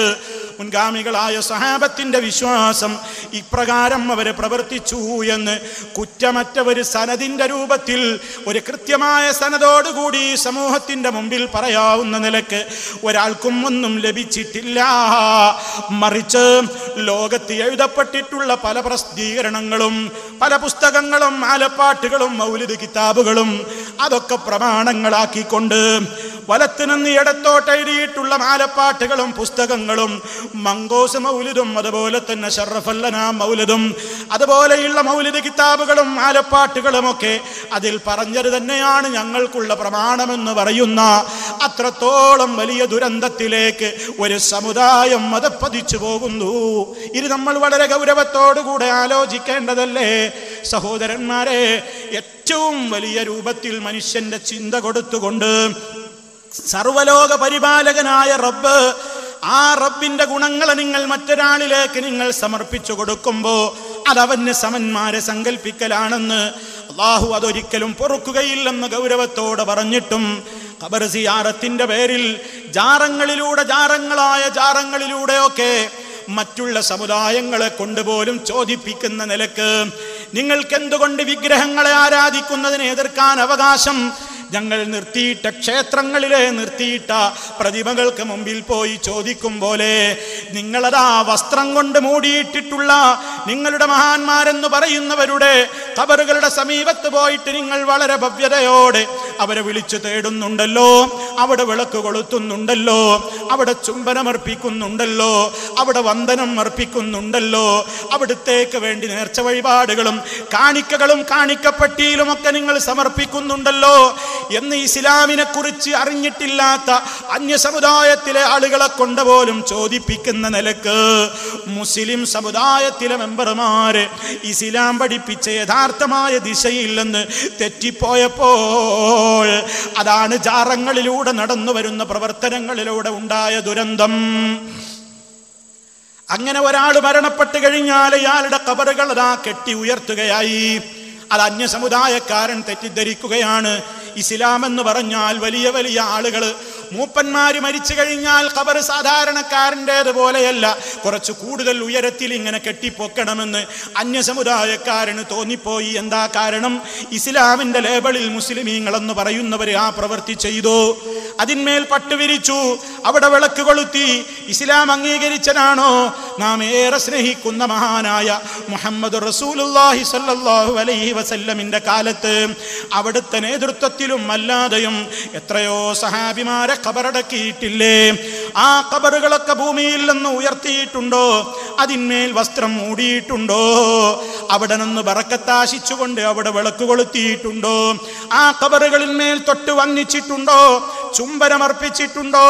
അതിന്റെ മുമ്പിൽ സുജൂദിന്റെ രൂപത്തിൽ കിടന്നിട്ടുണ്ടോ? അവരെ വിളിച്ചുകൊണ്ട് സങ്കടം പറഞ്ഞിട്ടുണ്ടോ? അവരോട് കാര്യങ്ങൾ രോഗശമനം പോലെയുള്ള ഒട്ടേറെ കാര്യങ്ങൾക്ക് വേണ്ടി അവരെ വിളിച്ച് തേടിയിട്ടുണ്ടോ? കാണാൻ സാധ്യല്ല. ഒരാൾക്കും കാണിച്ചു തരാനും സാധ്യല്ല. അപ്പൊ അതല്ലേ ശരിയായ റൂട്ട്? അതല്ലേ അന്യ സമുദായക്കാരന് കൂടി നമ്മൾ പരിചയപ്പെടുത്തി കൊടുക്കേണ്ടത്? ആ രൂപത്തിൽ അത് ആ സമുദായത്തിൽ തെറ്റിദ്ധരിപ്പിക്കുന്ന നിലക്ക് അള്ളാഹു ഒരിക്കലും അംഗീകരിച്ചിട്ടില്ലാത്ത സമ്പ്രദായങ്ങൾ ജാറത്തിന്റെയും ഉത്സവങ്ങളുടെയും പേരിൽ നടക്കുന്നു. ആനയും അമ്പാരിയും അതുപോലെ തന്നെ വെഞ്ചാമരം വീശുന്ന രൂപത്തിലുള്ള പ്രകടനങ്ങൾ നടക്കുന്നു. അതേ ഉത്സവമേളങ്ങൾ നടക്കുന്നു, നേർച്ചപ്പൂരങ്ങൾ നടക്കുന്നു. അതുപോലെയുള്ള ഒട്ടേറെ കാര്യങ്ങൾ മഹാന്മാരുടെ ഖബറിടങ്ങളുമായി ബന്ധപ്പെട്ടുകൊണ്ട് നടക്കുന്നു. അതൊക്കെ തെറ്റാണെന്ന് ഞങ്ങളും പറയുന്നു എന്ന് അതേ സംസാരത്തിനിടയിൽ ചിലരൊക്കെ പറയാറുണ്ടെങ്കിലും അവരൊക്കെ അംഗീകരിക്കുന്ന മുൻഗാമികളെന്ന് പറയപ്പെടുന്ന വലിയ വലിയ മുസ്ലിയാക്കന്മാരൊക്കെ ആനക്ക് കുഴപ്പമില്ലെന്ന് പറഞ്ഞവരാണ്. ചെണ്ടമുട്ടും ബാൻഡുമൊക്കെ ആകാമെന്ന് പറഞ്ഞവരാണ്. കുഴൽവിളി അനുവദനീയമാണെന്ന് പറഞ്ഞവരാണ്. കരിമരുന്ന് പ്രയോഗം ചിലപ്പോൾ അത്യാവശ്യമാണെന്ന് പോലും പറഞ്ഞവരാണ്. അതൊക്കെ സമൂഹത്തിന്റെ മുമ്പിൽ മറച്ചു വെച്ചുകൊണ്ട് ഞങ്ങളിതൊക്കെ മുമ്പേ എതിർത്തവരാണ്. നമ്മെക്കുറിച്ച് വെറുതെ തെറ്റിദ്ധരിപ്പിക്കാൻ മുജാഹിദുകൾ സലഫികൾ പറയുന്ന ചില ദുരാരോപണങ്ങൾ മാത്രമാണിതെന്ന് ഏതെങ്കിലും സഹോദരന്മാരുടെ കാതുകളിൽ വന്ന് കേട്ടാൽ നിങ്ങൾ അവരോട് ചോദിക്കണം. നിങ്ങളേറെ ആദരിക്കുന്ന, ഏറ്റവും നിങ്ങൾ ഇഷ്ടപ്പെടുന്ന വലിയ പണ്ഡിതനായിരുന്ന ചാലിയത്തുള്ള പ്രത്യേകമായ മുഫ്തി, ചാലിയത്തുള്ള ശാലിയാത്തി എന്ന പേരിൽ അറിയപ്പെടുന്ന പണ്ഡിതൻ, ഇരു സമസ്തകളും അംഗീകരിക്കുന്ന വലിയ പണ്ഡിതനായിരുന്നു. അദ്ദേഹത്തിന് ചെണ്ട ഹറാമാണോ, ബാൻഡ് ഹറാമാണോ, കുഴൽവിളി ഹറാമാണെന്ന് പറഞ്ഞിട്ടുണ്ടോ? ഇല്ല എന്ന പുസ്തകവും ഫത്വയും വന്നതാണ്. അത് കേരളത്തിലെ ഈ വിഭാഗത്തിന്റെ പത്രങ്ങളിൽ വരെ ആ ഫത്വകൾ രേഖപ്പെട്ട് വന്നതുമാണ്. ഞാൻ പറഞ്ഞു വരുന്നത്, പ്രിയമുള്ളവരെ, കക്ഷി മാത്സര്യങ്ങൾ മാറ്റിവെച്ചുകൊണ്ട് സർവലോക പരിപാലകനായ റബ്ബിന്റെ റസൂല് അവിടുന്നതാ മുൻഗാമികളായ സ്വഹാബത്തിന് ആദ്യമായി കാണിച്ചു കൊടുത്ത ആ പാരമ്പര്യത്തിലുള്ള വിശ്വാസങ്ങളിലേക്ക്, ആചാരങ്ങളിലേക്ക്, സംസ്കാരങ്ങളിലേക്ക് ഈ സമൂഹം വന്നാലല്ലാതെ ഇതിന്റെ ആദിമ തലമുറ എന്തൊന്നുകൊണ്ട് നന്നായോ അതുകൊണ്ടല്ലാതെ ഇതിന്റെ അന്തിമ തലമുറയും നന്നാകൂല എന്ന് മഹാനായ ഇമാം മാലിക് റഹ്മത്തുള്ളാഹി അലൈഹി പ്രസ്താവിച്ചത് നമ്മുടെ മനസ്സുകളിൽ നിന്ന് മാഞ്ഞു പോകാൻ പാടില്ല. മുജാഹിദുകൾ പുതിയ വാദക്കാര്, അവരോ പഴയ വാദക്കാര്. ഏതാ പുത്തൻവാദം? ഖബറിങ്ങൾ വിളക്ക് കൊളുത്തരുത്, പുത്തൻവാദം. ഖബറിങ്ങൾ വിളക്ക് കത്തിക്കണം, കത്തിച്ചേ പറ്റൂ, അത് പഴയ വാദം. ഇതെങ്ങനെയാ പ്രിയമുള്ളവരെ, ഒന്ന് ചിന്തിച്ചുകൂടെ? നബി സല്ലല്ലാഹു അലൈഹി വസല്ലമോളം എത്തുന്ന പഴക്കമുള്ള വാദം ഏതാണ്? ഏതാണ് പഴക്കമുള്ള വാദം? ഏതാണ് പുതിയ വാദം? ഇത് ശരിക്കും മനുഷ്യൻ മനസ്സിലാക്കേണ്ടതുണ്ട്. അസുഖങ്ങൾ വന്നാൽ മനുഷ്യൻ ചരട് കെട്ടുകയാണ്, ഹോമം നടത്തുകയാണ്, ദുർമന്ത്രവാദങ്ങൾ നടത്തുകയാണ്. അതുപോലെ തന്നെ കോഴിച്ചോര കൊണ്ടുള്ള പരിപാടികൾ, അതുപോലെ തന്നെ പ്രത്യേകമായ പല രൂപത്തിലുള്ള വസ്തുക്കളെ കൊണ്ടും ജീവികളെ കൊണ്ടും അതുപോലെ തന്നെ ഇലവർഗങ്ങളെ കൊണ്ടും പഴവർഗങ്ങളെ കൊണ്ടും വ്യത്യസ്തങ്ങളായ വസ്തുക്കൾ ഉപയോഗപ്പെടുത്തിക്കൊണ്ടുമുള്ള ദുർമന്ത്രവാദങ്ങളും ഹോമങ്ങളും ഉറുക്കുകളും തകിടുകളും ആ രൂപത്തിലുള്ള മന്ത്രവാദോച്ചാരണങ്ങളും അത് കഴുത്തിലും കൈത്തണ്ടയിലും അതുപോലെ തന്നെ അരയിലും അതുപോലെ കുഞ്ഞുങ്ങളുടെ കൈത്തണ്ടയിലും അരയിലുമൊക്കെ കെട്ടിക്കൊടുത്ത് വീടിന്റെ കാവലിന് വേണ്ടി വീടിന്റെ നാലു മൂലകളിൽ കുപ്പി തൂക്കി തകിട് തൂക്കി ഷോപ്പിന്റെ പുരോഗതിക്ക് വേണ്ടി അതാ തകിടുകൾ പ്രത്യേകമായി അതേ ഫ്രെയിം ചെയ്തുകൊണ്ട് വീടിന്റെയും ഷോപ്പുകളുടെയും മുന്നിൽ തൂക്കി അങ്ങനെയുള്ള ഒട്ടേറെ കാര്യങ്ങൾക്ക് വേണ്ടി മഹാനായ നബി സല്ലല്ലാഹു അലൈഹി വസല്ലം പഠിപ്പിച്ചു തന്നിട്ടുള്ള ശരിയായ രൂപത്തിലുള്ള സർവകാര്യങ്ങളിൽ നിന്നും മാറിയിട്ടതാ മന്ത്രിച്ച ചരട് കെട്ടുന്ന സംസ്കാരം. അത് നബി സല്ലല്ലാഹു അലൈഹി വസല്ലമിൻ്റെതാണോ? ആർക്ക് പറയാൻ സാധിക്കും? പഴയ മതത്തിൽ അതുണ്ടോ? ഏതാണ് പുത്തൻവാദം? നബി സല്ലല്ലാഹു അലൈഹി വസല്ലം അസുഖമായപ്പോൾ ഒരു ചരട് സ്വന്തം കെട്ടിയ ഒരു ഹദീസ് എവിടെയെങ്കിലും കാണാൻ കഴിയുമോ? അവിടുത്തെ പ്രിയപ്പെട്ട മക്കൾക്ക് കെട്ടിക്കൊടുത്തത് കാണാൻ കഴിയുമോ? അവിടുത്തെ ഭാര്യമാർക്ക് കെട്ടിക്കൊടുത്തത് കാണാൻ കഴിയുമോ? പേരമക്കൾക്ക് കെട്ടിക്കൊടുത്തത് കാണാൻ കഴിയുമോ? ഏതെങ്കിലും ഒരു സഹാബിക്ക് മന്ത്രിച്ച ചരട് കൊടുത്തത് കാണാൻ കഴിയുമോ? ഖിയാമത്ത് നാൾ വരെ കാണാൻ കഴിയൂല. അങ്ങനെ ഒരു സമ്പ്രദായമല്ല. അവിടുന്ന് ഇങ്ങനെ ഹോമത്തകിടും അതുപോലെയുള്ള ആ രൂപത്തിലുള്ള ചികിത്സകൾ അവിടുന്ന് പഠിപ്പിച്ചു തന്നിട്ടില്ല. അതുകൊണ്ട് ഇസ്ലാം പഠിപ്പിക്കുന്ന രൂപത്തിലുള്ള അവിടുത്തേക്ക് വേദന വന്നിട്ടുണ്ട്, അവിടുന്ന് രോഗിയായിട്ടുണ്ട്, അവിടുന്ന് വിഷമിച്ചിട്ടുണ്ട്, അവിടുത്തെ മക്കൾ രോഗിയായിട്ടുണ്ട്, അവിടുത്തെ ഭാര്യമാര് രോഗിയായിട്ടുണ്ട്. ആ സമയത്തൊക്കെ അവിടുന്ന് നബി സല്ലല്ലാഹു അലൈഹി വസല്ലം പഠിപ്പിച്ചതുപോലെ അല്ലാഹുമ്മ റബ്ബന്നാസ് അദ്ഹിബിൽ ബഅസ ഇശ്ഫി അൻത ശാഫി ലാ ശിഫാ ഇല്ലാ ശിഫാഉക ശിഫാഅൻ ലാ യുഗാദിറു സഖമാ. അതേ സർവലോക പരിപാലകനായ റബ്ബിനോട് എല്ലാ വേദനകളെയും നീക്കിത്തരുവാൻ വേണ്ടി കേണപേക്ഷിക്കുന്ന മന്ത്രവും ദുആയും അവിടുന്ന് ഉരുവിടുന്നു. അതുപോലെ തന്നെ വേദനിച്ച് വന്നുകൊണ്ട് ഒരു സഹാബി വേദനയുണ്ട് പ്രവാചകരെ ശരീരത്തിൽ അന്ന് അവിടുത്തെ മുമ്പിൽ എന്ന് പറഞ്ഞപ്പോൾ വഹീന്റെ അടിസ്ഥാനത്തിൽ അവിടുന്ന് പരിഹാരം പറഞ്ഞു കൊടുക്കുകയാണ്. ഓ സഹോദരാ, വേദനിക്കുന്ന നിന്റെ ശരീരത്തിന്റെ ഭാഗത്ത് നിന്റെ കൈ പത്തി വെച്ചുകൊണ്ട് നിന്റെ കൈ വെച്ചുകൊണ്ട് ബിസ്മില്ലാ എന്ന് 3 തവണ നീ ചൊല്ലിക്കോ. പിന്നീട് അഊദു ബില്ലാഹി വഖുദ്റതിഹി മിൻ ശർരി മാ ജിദു വഹാദിറു, അല്ലാഹുവിനോട് റബ്ബിനോട് അവന്റെ ഖുദ്റത്ത് മുൻനിർത്തിക്കൊണ്ട് ഞാൻ ഭയപ്പെടുന്ന, ഞാൻ അനുഭവിച്ചു കൊണ്ടിരിക്കുന്ന എല്ലാ രൂപത്തിലുള്ള ശർറുകളിൽ നിന്നും ഞാൻ കാവല് ചോദിക്കുന്നു. 7 തവണ നീ പ്രാർത്ഥിച്ചോ.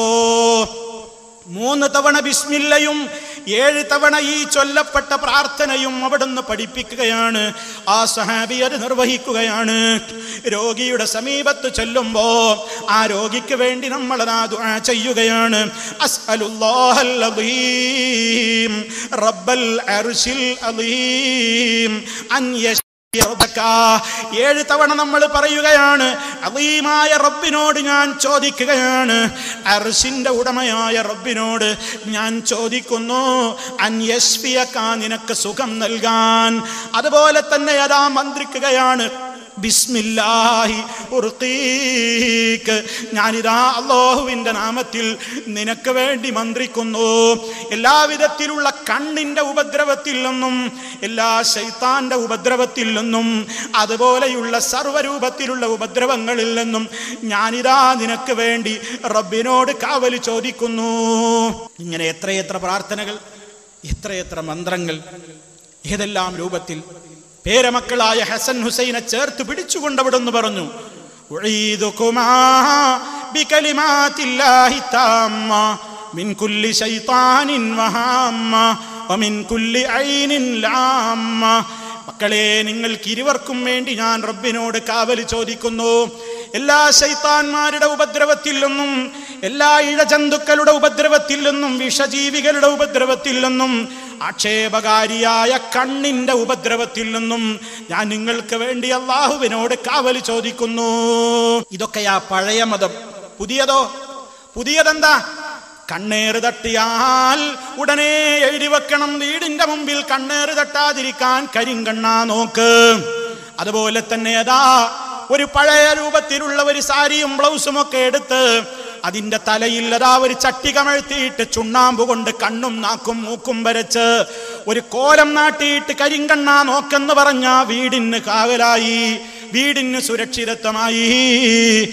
ആ രൂപത്തിൽ അതാ കണ്ണേറിനെ പ്രതിരോധിക്കുന്ന പുത്തൻ മതക്കാര്. അതുപോലെ തന്നെ ചെറിയ ഒരു കുഞ്ഞ് പ്രസവിക്കപ്പെട്ടാൽ കുട്ടിയെ കാണാൻ വരുന്നവരുടെ കണ്ണ് തട്ടാതിരിക്കാൻ അതാ കുട്ടിയെ കുളിപ്പിച്ചൊരുക്കിയിട്ട് പൗഡറിട്ട് കുട്ടിയുടെ കവിളിന്റെ ഭാഗത്ത് കറുത്ത ഒരു പൊട്ടുകുത്തുന്നു. മുസ്ലിമേ, എത്ര പൈതങ്ങളുടെ കവളത്താ നിന്റെ ശിർക്കിന്റെ പൊട്ടുകുത്തിയത്? കണ്ണേറ് തട്ടാതിരിക്കാൻ ആരാ നിന്നോട് കവിളത്തൊരു കുത്തുകുത്താൻ പറഞ്ഞത്? അതുപോലെ തന്നെ കുഞ്ഞിന്റെ അരയിലതാ കറുത്ത ചരട് കെട്ടി കൊടുക്കുന്നു, കൈകളിലതാ കരിവളകൾ കൊടുക്കുന്നു, അതേ ചെറിയ ചെറിയ രൂപത്തിലുള്ള വളയങ്ങൾ ധരിപ്പിക്കുന്നു. എവിടെ നിന്ന് വന്നതാ ഈ സംസ്കാരം? ആരാണിതിനൊക്കെ നിനക്ക് വഴി കാണിച്ചു തന്നത്? സർവലോക പരിപാലകനായ റബ്ബിലൂടെ ഇസ്ലാം ലോകത്തിന് പരിചയപ്പെടുത്തിയ ഹബീബ് സല്ലല്ലാഹു അലൈഹി വസല്ലമ ഈ രൂപത്തിലല്ല കണ്ണേറിനെ പ്രതിരോധിച്ചത്. അവിടുന്ന് കണ്ണേറില്ല, കണ്ണേറൊന്നും സംഭവിക്കൂല, അതൊക്കെ അന്ധവിശ്വാസാണ് എന്നൊന്നും പറഞ്ഞിട്ടില്ല. കണ്ണേറൊക്കെ ഉണ്ട്, കണ്ണേറ് സംഭവിക്കാം, അങ്ങനെയൊക്കെ സംഭവിച്ചേക്കും. അള്ളാഹു നിശ്ചയിച്ചിട്ടുള്ള ഉപദ്രവം കിട്ടുന്ന ഒരു കാരണമാണ്, അള്ളാഹ് നിശ്ചയിച്ചൊരു കാരണമാണ്. ചില നോട്ടങ്ങളിലൂടെ ചില രൂപത്തിലുള്ള പ്രയാസങ്ങളൊക്കെ ഉണ്ടായി എന്ന് വരാം, എല്ലാം അതായിക്കൊള്ളണമെന്നില്ല. എന്നാൽ ചിലതൊക്കെ അങ്ങനെ സംഭവിക്കാം.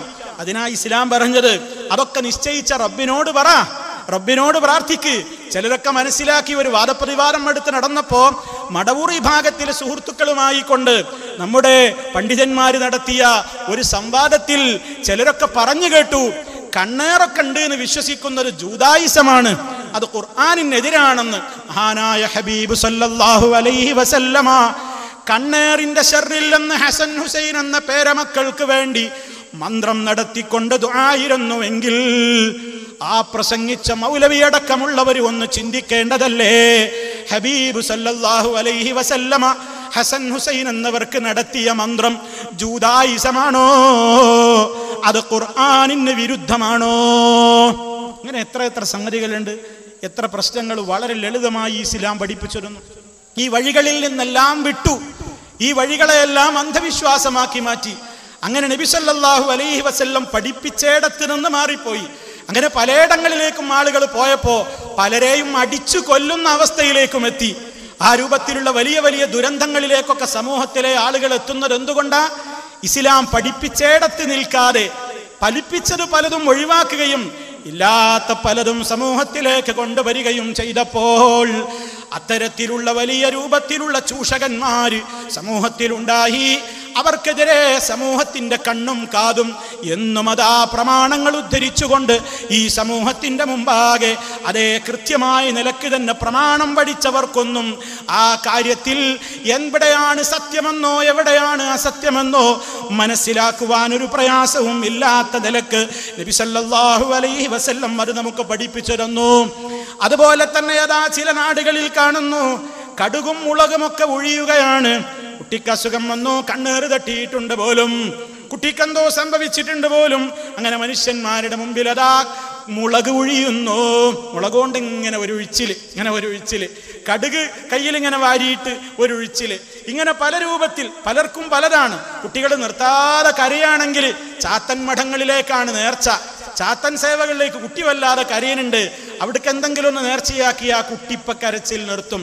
ഈ രൂപത്തിൽ ശിർക്കിൻ്റെതായ മന്ത്രവാദങ്ങളിലേക്ക്, ഹോമങ്ങളിലേക്ക്, ആ രൂപത്തിലുള്ള തെറ്റായ വഴികളിലേക്ക് പിശാചിങ്ങനെ മനുഷ്യനെ കൊണ്ടുപോകുമ്പോൾ ഇസ്ലാം അതിൻ്റെ യഥാർത്ഥമായ വശങ്ങൾ എവിടെയാണ് മഹാനായ നബി സല്ലല്ലാഹു അലൈഹി വസല്ലം നമുക്ക് കാണിച്ചു തന്ന ആ രൂപത്തിലുള്ള പ്രാർത്ഥനകളിലേക്ക് തിരിച്ചു പോകുന്നു. പാമ്പിൻ്റെ ഉപദ്രവമുണ്ടായ പാമ്പുംകാവിലേക്ക് ഒരു കോഴിമുട്ട, പാമ്പുംകാവിലേക്ക് ഒരു നേർച്ച, അത് പാമ്പിന്റെ ഉപദ്രവം നീക്കാൻ വേണ്ടി ഒരു പാമ്പിന്റെ കോലത്തിൽ പ്ലേറ്റിൽ ഒരു കാര്യവുമായിട്ട് ചില ചങ്ങാതിമാര് വരും. അങ്ങനെ അതിലേക്ക് പൈസ ഇട്ട് കൊടുക്കുക. വേറെ ചില ആളുകൾ ചുവന്ന വസ്ത്രങ്ങൾ മാറ്റിയിട്ട് പച്ചയാക്കിയിട്ട് ഒരു കോഴിമുട്ട അരിയിലും മുളകിലൊക്കെ വെച്ചിട്ട് ഇങ്ങനെ കൊണ്ടുവരും. അതിലേക്ക് എന്തെങ്കിലും കൊടുക്കുക, അവിടുന്ന് കുറച്ച് ഇങ്ങോട്ട് പ്രസാദം വാങ്ങുക. ഇങ്ങനെ വിഷജന്തുക്കളുടെ ഉപദ്രവത്തിൽ നിന്ന് നബി സല്ലല്ലാഹു അലൈഹി വസല്ലം ഇങ്ങനെ വല്ല ഏർപ്പാടും നടത്തിയോ? അവിടുന്ന് പറഞ്ഞു, പ്രഭാതത്തിലും പ്രദോഷത്തിലും നീ 3 തവണ പറഞ്ഞു, ബിസ്മില്ലാഹില്ലദീ ലാ യദുറു മഅസ്മിഹി ശൈഉൻ ഫിൽ അർളി വലാ ഫിസ് സമാഇ വഹുവസ് സമീഉൽ അലീം. 3 തവണ പറഞ്ഞു. പ്രഭാതത്തിൽ നീ അങ്ങനെ പറഞ്ഞു, പ്രദോഷത്തിൽ പറഞ്ഞു, വൈകുന്നേരമാകുമ്പോൾ പ്രത്യേകം പറഞ്ഞു, അഊദു ബികലിമാത്തില്ലാഹി താമ്മാതി മിൻ ശർരി മാ ഖലഖ്. അള്ളാഹ് സൃഷ്ടിച്ചിട്ടുള്ള മുഴുവൻ സൃഷ്ടികളുടെയും ഉപദ്രവത്തിൽ നിന്ന് സമ്പൂർണമായ റബ്ബിന്റെ സമ്പൂർണ്ണ വചനങ്ങൾ മുഖേന അവനോട് ഞാനിതാ കാവല് ചോദിക്കുന്നു. അങ്ങനെ ഇസ്ലാം പഠിപ്പിച്ച തത്വങ്ങളിൽ നിന്നൊക്കെ വഴിമാറിയപ്പോൾ ആ സ്ഥാനങ്ങൾ പലരും കൈയടക്കി. അങ്ങനെ പല ചൂഷകന്മാരും വന്നു, പല ചികിത്സാരികളും വന്നു, അങ്ങനെയുള്ള അപകടങ്ങൾ സംഭവിച്ചു. അതുകൊണ്ട് ഇസ്ലാം പറയുന്ന കൃത്യമായ പ്രമാണങ്ങളിലൂടെ യഥാർത്ഥമായ തത്വങ്ങളിലേക്ക് മനുഷ്യൻ അതിൽ അടിയുറച്ചു നിന്നാൽ ഒരു പ്രശ്നങ്ങളും അവന് വരാനില്ല. ഒരു വീട് നിർമ്മിക്കുമ്പോൾ പേടിയാണ്. നിർമ്മിച്ച വീട്, ലക്ഷങ്ങളുടെ വീട് നിർമ്മിച്ചിട്ട് ഏതോ തങ്ങൾ പറഞ്ഞു എന്ന് പറഞ്ഞിട്ട് ഇടിച്ച് പൊളിക്കുകയാണ്. ഏതോ ഒരു സ്ഥലത്തു കൂടെ യാത്ര ചെയ്യുമ്പോൾ നമ്മുടെ പ്രവർത്തകന്മാരൊരു വീട് കാണിച്ചിരുന്നു. ആ വീട് പൊളിക്കാൻ കോൺട്രാക്ടർ കരാറെടുത്തിരിക്കുന്നത് 13 ലക്ഷത്തിനാണ്. 13 ലക്ഷത്തിന് ആ വീട് പൊളിക്കാൻ കോൺട്രാക്ട് എടുത്തിരിക്കുന്നത്. അപ്പൊ നിർമ്മാണത്തിന് എത്ര വന്നിട്ടുണ്ടാകും? എന്താ പ്രശ്നം?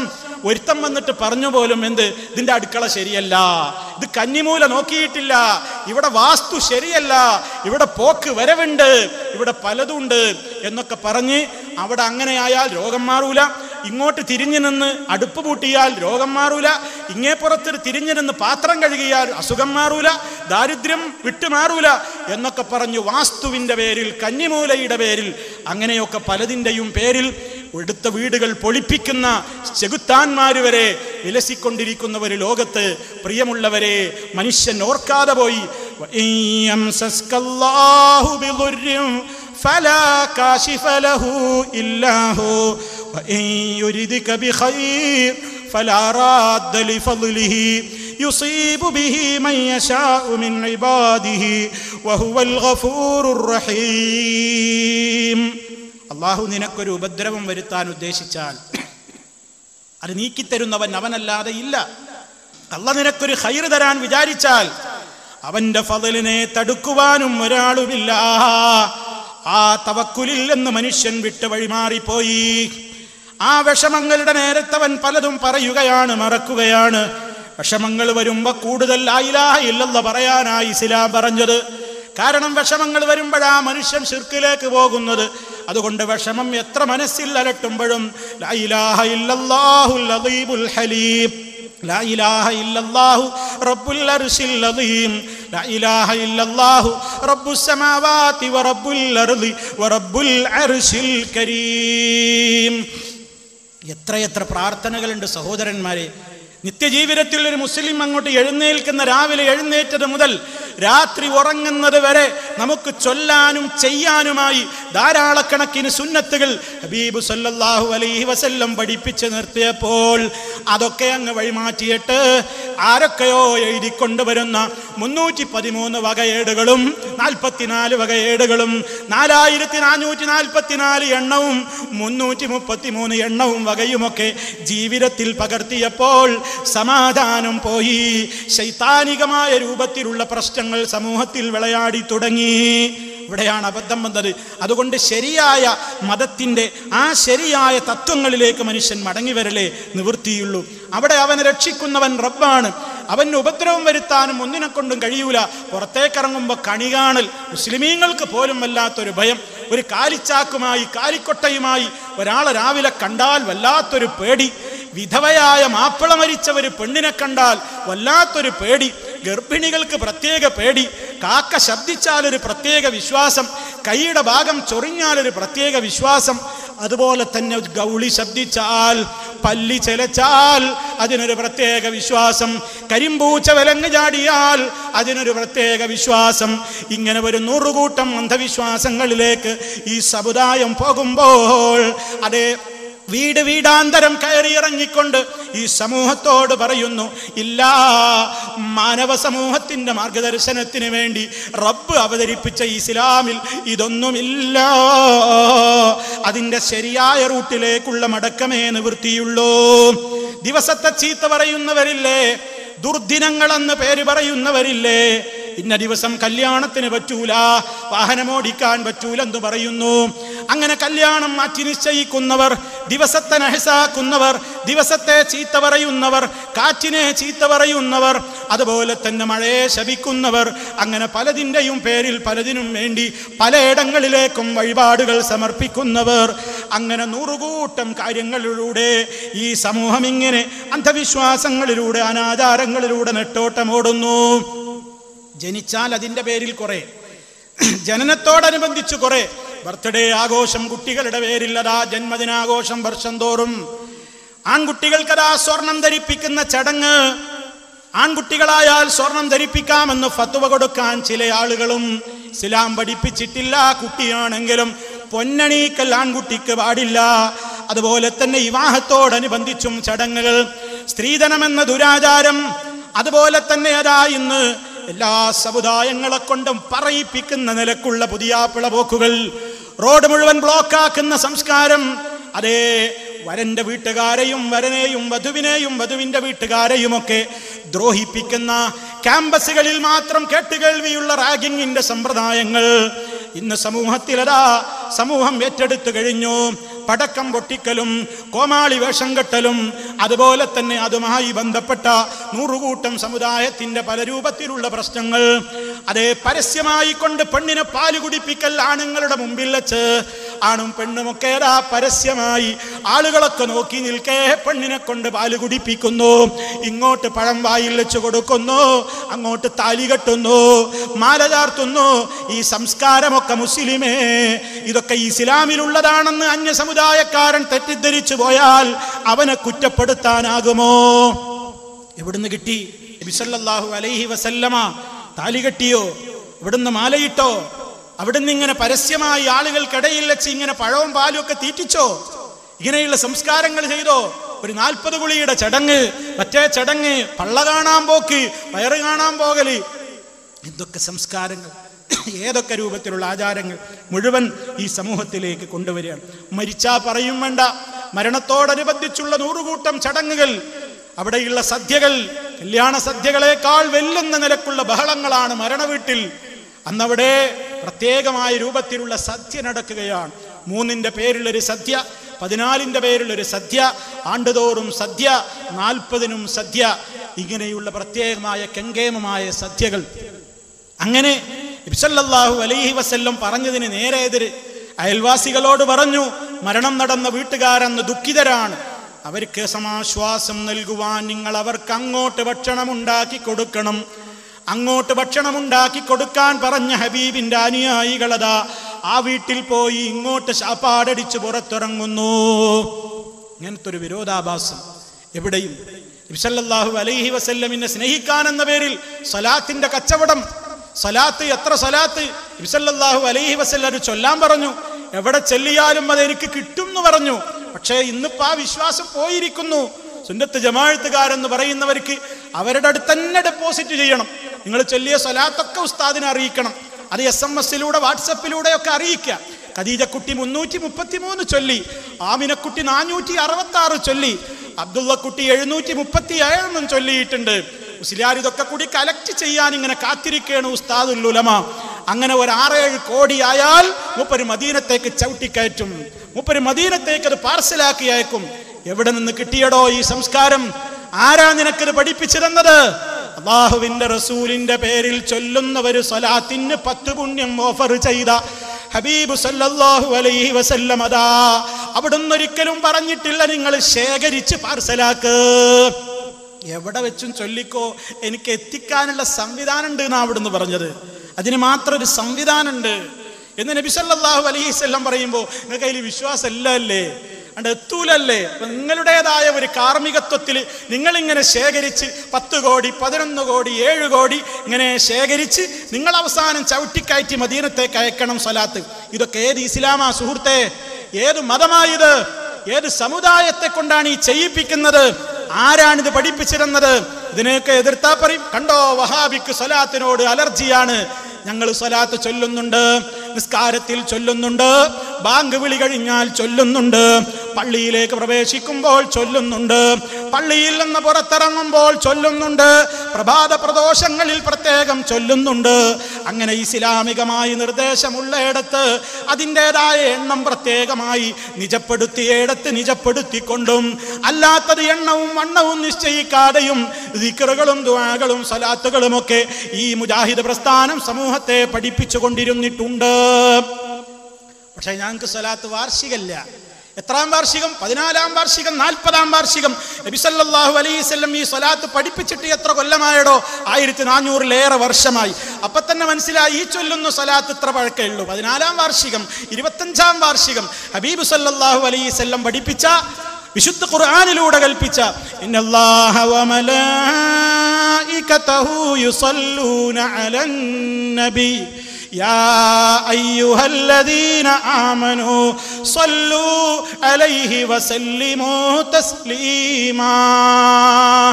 ആ നിർദ്ദേശത്തോടെ നബി സല്ലല്ലാഹു അലൈഹി വസല്ലം നമുക്ക് പകർന്നു തന്ന പഠിപ്പിച്ചിരുന്ന സലാത്തുകൾ മുജാഹിദുകൾ മുസ്ലിമീങ്ങൾ അവർ നിർവഹിച്ചു കൊണ്ടേയിരിക്കും. അവരതിൻ്റെ പേരിൽ ഒരു ചൂഷണം നടത്തുന്നില്ല, അതിൻ്റെ പേരിൽ പ്രത്യേകമായ പണപ്പിരിവ് നടത്തുന്നില്ല. നമ്മൾ മനസ്സിലാക്കുക, ആ അർത്ഥത്തിൽ എല്ലാ രൂപത്തിലുള്ള ചടങ്ങുകളെയും അതേ ഇസ്ലാം കൽപ്പിച്ചിട്ടുള്ള കാര്യങ്ങളെ കേവലം മറ്റ് ചില പാതകളിലേക്ക് തിരിച്ചുവിട്ട് അപകടങ്ങളിലേക്ക് മനുഷ്യൻ ചെന്ന് ചാടിപ്പോയി. ഈ ദുരന്തത്തിൽ നിന്ന് ഈ സമൂഹത്തെ രക്ഷപ്പെടുത്താൻ ഇസ്ലാമികമായി നമുക്ക് ഏറെ ചെയ്യേണ്ടതുണ്ട്. അങ്ങനെ ജനനത്തോടനുബന്ധിച്ചും മരണത്തോടനുബന്ധിച്ചും വിവാഹത്തോടനുബന്ധിച്ചും ഒക്കെ സമൂഹത്തിൽ പലരും പലതും ഉണ്ടാക്കി തീർത്തു. അങ്ങനെ സമൂഹത്തെ നന്നാക്കിയെടുക്കാൻ ഉത്തരവാദപ്പെട്ടവർക്ക് പോലും ഏതാണ് കാര്യം ഏതാണ് കാര്യമല്ലാത്തത് എന്ന് തിരിയാത്ത ഒരവസ്ഥയിലേക്ക് എത്തിപ്പോയി. സത്യവും അസത്യവും കൂട്ടിക്കുഴഞ്ഞു പോയി. സത്യം പറയുന്നവർ അസത്യത്തിന്റെ ആളുകളായി മുദ്രകുത്തപ്പെട്ടു. അസത്യം പറയുന്നവർക്ക് വലിയ സ്ഥാനമാനങ്ങൾ നൽകപ്പെട്ടു. അത് അന്ത്യനാളിന്റെ ലക്ഷണമായി നബി സല്ലല്ലാഹു അലൈഹി വസല്ലം പഠിപ്പിച്ചതാണ്. അവസാന നാളാകുമ്പോൾ ഒരു ലക്ഷണം വരും. അതെന്താ? പല ലക്ഷണങ്ങളുണ്ട്. ആ ലക്ഷണങ്ങളൊക്കെ നിങ്ങൾക്ക് വിതരണം ചെയ്യപ്പെടുന്ന ലോകാവസാനത്തിന്റെ അടയാളങ്ങൾ എന്ന പുസ്തകം നിങ്ങളുടെ കൈകളിൽ ഒരു പ്രത്യേകമായ പഠനം എന്ന നിലയ്ക്ക് തന്നെ നിങ്ങളെ പഠിപ്പിക്കാൻ വേണ്ടി ഇവിടെ നേരത്തെ വിശദീകരിച്ചില്ലേ ഒരു പുസ്തകം, അത് നിങ്ങളുടെ കൈകളിലെത്തുമ്പോൾ അന്ത്യനാളടുത്തതിന്റെ ലക്ഷണങ്ങൾ നബി സല്ലല്ലാഹു അലൈഹി വസല്ലം വിവരിച്ചിട്ടുണ്ട്. ആ കൂട്ടത്തിൽ നമുക്ക് കാണാം എന്ത്? സത്യം പറയുന്നവരൊക്കെ അസത്യം പറയുന്നവരും അസത്യം പറയുന്നവരൊക്കെ സത്യം പറയുന്നവരുമായിട്ട് മുദ്രകുത്തപ്പെടുന്ന ഒരു അവസ്ഥ വരും. സുന്നത്തിലേക്ക് ക്ഷണിക്കുന്നവർ ബിദ്അത്തുകാരാകും, ബിദ്അത്തിലേക്ക് ക്ഷണിക്കുന്നവർ വലിയ സുന്നത്ത് ജമാഅത്തിന്റെ ആളുകളുമാകും. ഈ ഒരവസ്ഥ സമൂഹത്തിൽ ഉണ്ടാകാൻ പോകുന്ന ഒരു കാര്യമാണ്. പക്ഷേ സമൂഹം വളരെ ജാഗ്രതയോടുകൂടെ ഇരിക്കേണ്ടതുണ്ട്. അതിൽ നമ്മൾ പെട്ടുപോകാൻ പാടില്ല. സത്യം എന്നും സത്യമാണ്, അസത്യം അതെന്നും അസത്യമാണ്. അത് കൃത്യമായി പഠിക്കുവാനുള്ള ഏറ്റവും വലിയ ഒരു ഉത്തരവാദിത്വവും ബാധ്യതയും നമുക്കെല്ലാവർക്കും ഉണ്ട്. അത് പരലോകത്ത് ചോദിക്കപ്പെടുകയും ചെയ്യുമെന്ന ബോധവും ധാരണയും നമ്മുടെ എല്ലാവരുടെയും മനസ്സിൽ വേണം.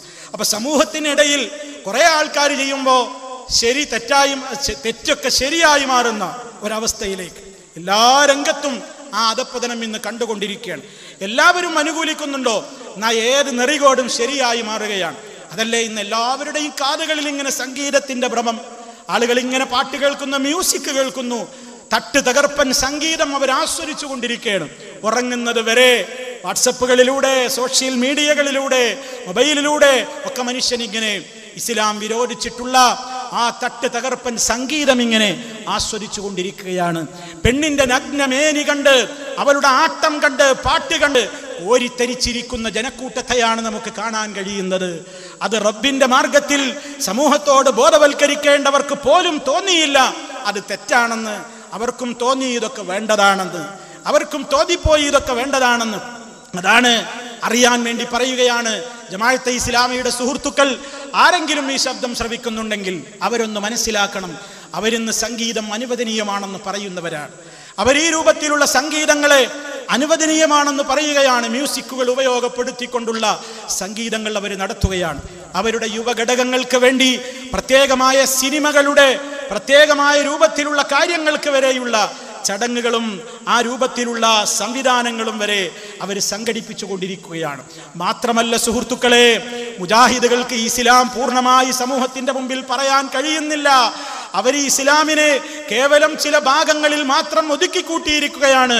ഇസ്ലാമിനെ സമഗ്രമായി സമ്പൂർണമായി അവതരിപ്പിക്കുന്നത് ഞങ്ങൾ മാത്രമാണെന്ന് പറയുന്ന കക്ഷികൾ അവരിറക്കുന്ന പത്രങ്ങളിലതാ അള്ളാഹുവിന്റെ റസൂലിന്റെ തിരുനാവ് കൊണ്ട് കണ്ണിന്റെ വ്യഭിചാരമാണെന്ന് പറഞ്ഞിട്ടുള്ള ആ നോട്ടത്തിന് സഹായകരമാകുന്ന നിലക്ക് അർദ്ധനഗ്നകളുടെ വർണ്ണപ്പകിട്ടാർന്ന ചിത്രം കൊടുക്കുന്നു.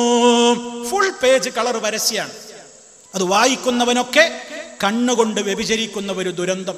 സഹോദരന്മാരെ, ഇത് ഏതെങ്കിലും ഒരു പാർട്ടിയെ പറയൽ മാത്രമായി നിങ്ങൾ കാണരുത്. മനസ്സിലാകാൻ വേണ്ടി പറഞ്ഞതാണ്. ആരൊക്കെ ആ പാതകം ചെയ്യുന്നോ, അത് ഏത് പത്രക്കാരാണെങ്കിലും എല്ലാം ഒരുപോലെയാണ്. പക്ഷേ ഇവർക്കാകുമ്പോൾ ഇവർ സമഗ്ര ഇസ്ലാമിന്റെ ആളുകളാണെന്ന് പറഞ്ഞ് നമ്മെ പലപ്പോഴും വിമർശിക്കുന്ന സുഹൃത്തുക്കളാണ്. അവർക്കും മരിക്കണ്ടേ, നമുക്കും മരിക്കണ്ടേ, ആലോചിക്കണ്ടേ? അങ്ങനെ ഒന്ന് നമുക്ക് അനുവദനീയാണോ?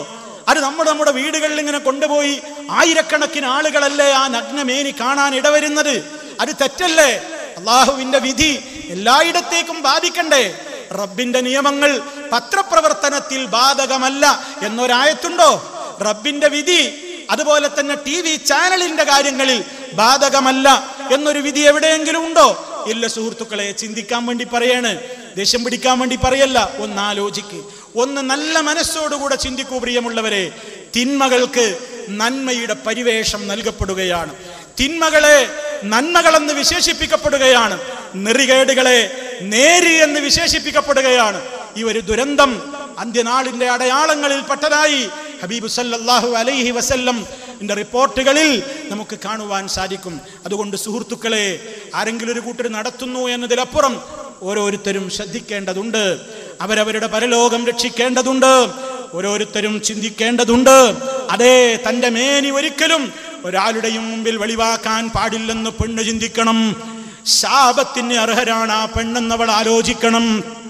പിശാചിനെ മാത്രം സന്തോഷിപ്പിക്കുന്ന വേഷവിധാനങ്ങളുമായി പുറത്തിറങ്ങുന്ന പെണ്ണിനെ കുറിച്ച് ഹബീബ് സല്ലല്ലാഹു അലൈഹി വസല്ലം പറഞ്ഞത്, ഇൽ അനൂഹുന്ന, നിങ്ങൾ അവരെ ശപിച്ചോളണേ, ഫഇന്നഹുന്ന മൽഊനാത്ത്, അവർ ശപിക്കപ്പെടേണ്ടവരാകുന്നു, അവർ ശപിക്കപ്പെട്ടവർ തന്നെ. ശാപം കിട്ടുക എന്ന് പറഞ്ഞാൽ ഇബ്ലീസിനെ പറയുമ്പോഴല്ലേ ലഅനത്തുല്ലാഹി അലൈഹി എന്ന് പറയല്. അതൊരു പെണ്ണിനെ കുറിച്ച് പറയേണ്ടി വന്നാൽ സല്ലല്ലാഹു അലൈഹി വസല്ലം എത്ര ഗൗരവത്തോടെയാണ് പറഞ്ഞത്. അതുകൊണ്ട് വേഷവിധാനത്തിൽ ഇസ്ലാമിന് പറയാനുണ്ട്. പുരുഷനോടും പറയാനുണ്ട്, സ്ത്രീയോടും പറയാനുണ്ട്. കണ്ണുകളെ നിയന്ത്രിക്കാൻ പറഞ്ഞിട്ടുണ്ട്, കാതുകളെ നിയന്ത്രിക്കാൻ പറഞ്ഞിട്ടുണ്ട്. ആട്ടവും പാട്ടും നീ കണ്ട് രസിക്കുമ്പോ നിന്റെ വീട്ടിലിരുന്നോ അല്ലാതെയോ, നിന്റെ മൊബൈലിലൂടെയോ ലാപ്ടോപ്പിലൂടെയോ നീ അങ്ങനെ എന്താസ്വദിക്കുമ്പോഴും നിന്റെ കണ്ണുകൊണ്ടാ വ്യഭിചരിക്കുന്നത്, കാതുകൊണ്ടാ വ്യഭിചരിക്കുന്നത്, നാവുകൊണ്ടാ വ്യഭിചരിക്കുന്നത്. അതിന് പണം ചെലവഴിക്കുമ്പോ എവിടെ നിന്ന് കിട്ടി നിന്റെ സമ്പാദ്യം, എവിടേക്ക് വിനിയോഗിച്ചു നിന്റെ സമ്പാദ്യമെന്ന് പരലോക കോടതിയിൽ ചോദ്യമുണ്ട്. ആർക്കെങ്കിലും അതിൽ നിന്ന് രക്ഷപ്പെടാൻ സാധിക്കുമോ പ്രിയമുള്ളവരെ? അതുകൊണ്ട് അതൊക്കെ കൃത്യമായി ഒന്ന് മനസ്സിരുത്തണം. നമ്മളൊന്ന് ശരിക്ക് ചിന്തിക്കണം. കക്ഷി ഭേദങ്ങളൊക്കെ മാറ്റിവെച്ച് ശരിക്കൊന്ന് മനസ്സിലാക്കുക, എന്താണ് ഈ പറയുന്നത്, എന്താണ് ഇതിൽ വല്ല വസ്തുതകളുമുണ്ടോ? അങ്ങനെ കാര്യങ്ങളെക്കുറിച്ച് ചിന്തിച്ച് അവരവർക്ക് ഒറ്റക്ക് ഖബറിൽ പോയി കിടക്കണ്ടേ? ഖബറിൽ ഓരോരുത്തരും ഒറ്റക്ക് കിടക്കണ്ടേ? അള്ളാഹുവിന്റെ കോടതിയിൽ അവരവരുടെ കാര്യങ്ങളെ സംബന്ധിച്ച് അവരവർ തന്നെ കൃത്യമായി തന്നെ ഉത്തരം നൽകണ്ടേ? ആ ഒരു ചിന്തയോടെ ആയിരിക്കണം സർവ്വ തിന്മകളിൽ നിന്നും വിട പറയുന്നത്. ആ ഒരു ചിന്തയോടെ ആയിരിക്കണം സർവ്വ നന്മകളോടും സഹകരിക്കേണ്ടത്. അതുപോലെ തന്നെ ലോകത്ത് ലഹരി ഇങ്ങനെ പടരുകയല്ലേ?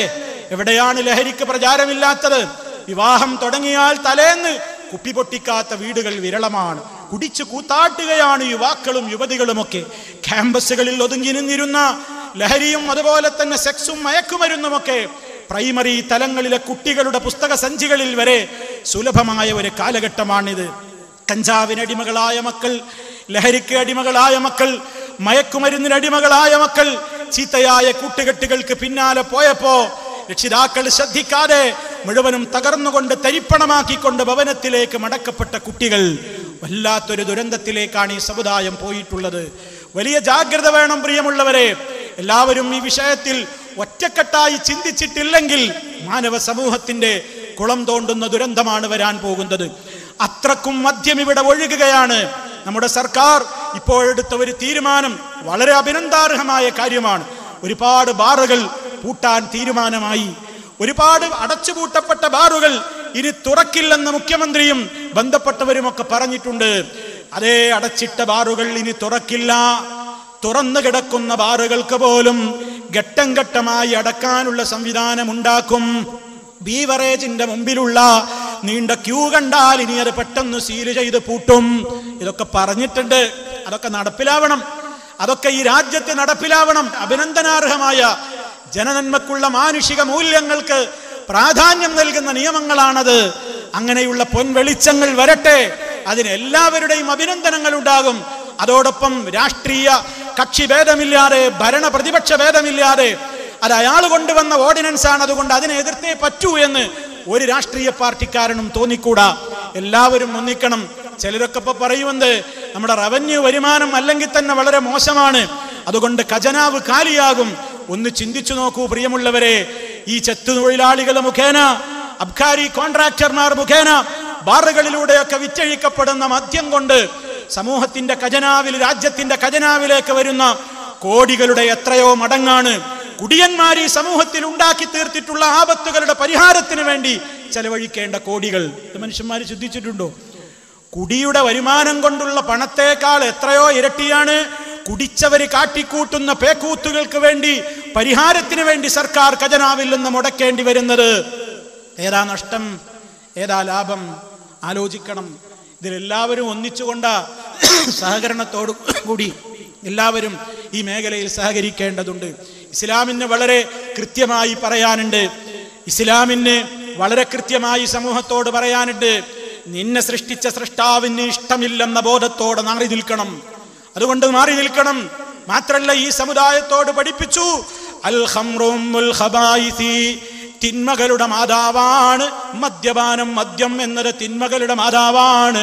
ഫമൻ ശരിബഹാ, ആരെങ്കിലും ആ മദ്യം കുടിച്ചാൽ, വഖാല ഉമ്മിഹി വഖാലതിഹി വഅമ്മതിഹി, അവന്റെ ഉമ്മയെ അവൻ എന്തു ചെയ്യും? ബന്ധപ്പെടും.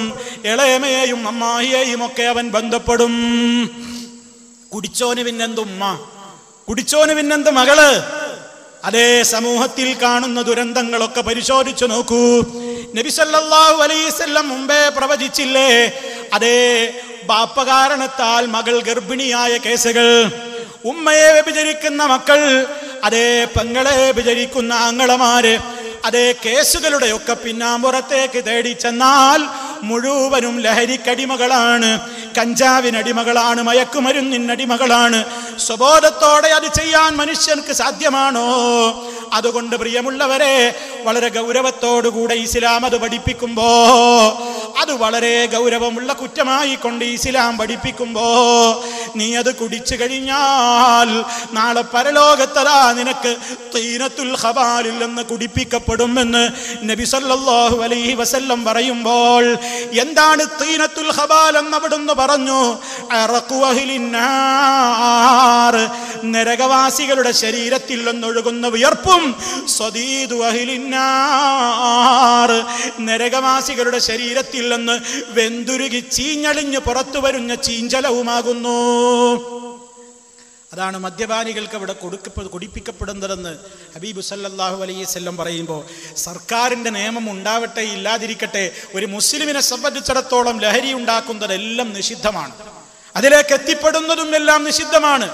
ഹാൻസ് ഉപയോഗിക്കുന്നവർ, പാൻ മസാലകൾ ഉപയോഗിക്കുന്നവർ, അങ്ങനെ ചെറിയ ചെറിയ രൂപത്തിൽ അങ്ങനെ വലിയതിലേക്ക് പോകുന്നവർ, പിന്നീട് അങ്ങ് അഡിക്റ്റുകളായി മാറുന്നവർ, പിന്നീട് മുദ്മിനുൽ ഖംർ എന്ന് പറയപ്പെടാവുന്ന അവസ്ഥയോളം തരം താഴ്ന്നുകൊണ്ട് എല്ലാം നഷ്ടപ്പെടുത്തുന്നവർ. അതുകൊണ്ട് മക്കളെ ശ്രദ്ധിച്ചോളണം. ആഘോഷവേളകളിൽ ഇത് തുടക്കം കുറിക്കുന്ന ദിവസങ്ങളാണ്.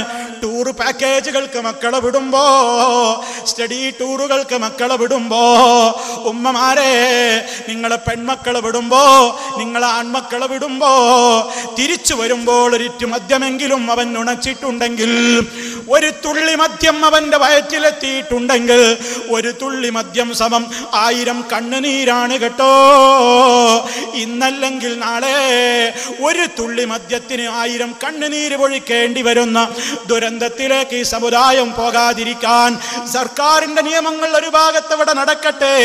അതിലുപരി ഏത് സർക്കാർ അറിഞ്ഞില്ലെങ്കിലും, ഏത് പോലീസുകാരന്റെ കണ്ണിൽ പെട്ടില്ലെങ്കിലും, ആരറിഞ്ഞില്ലെങ്കിലും അലീമായ റബ്ബ് കേൾക്കുന്നുണ്ട്, അറിയുന്നുണ്ട്.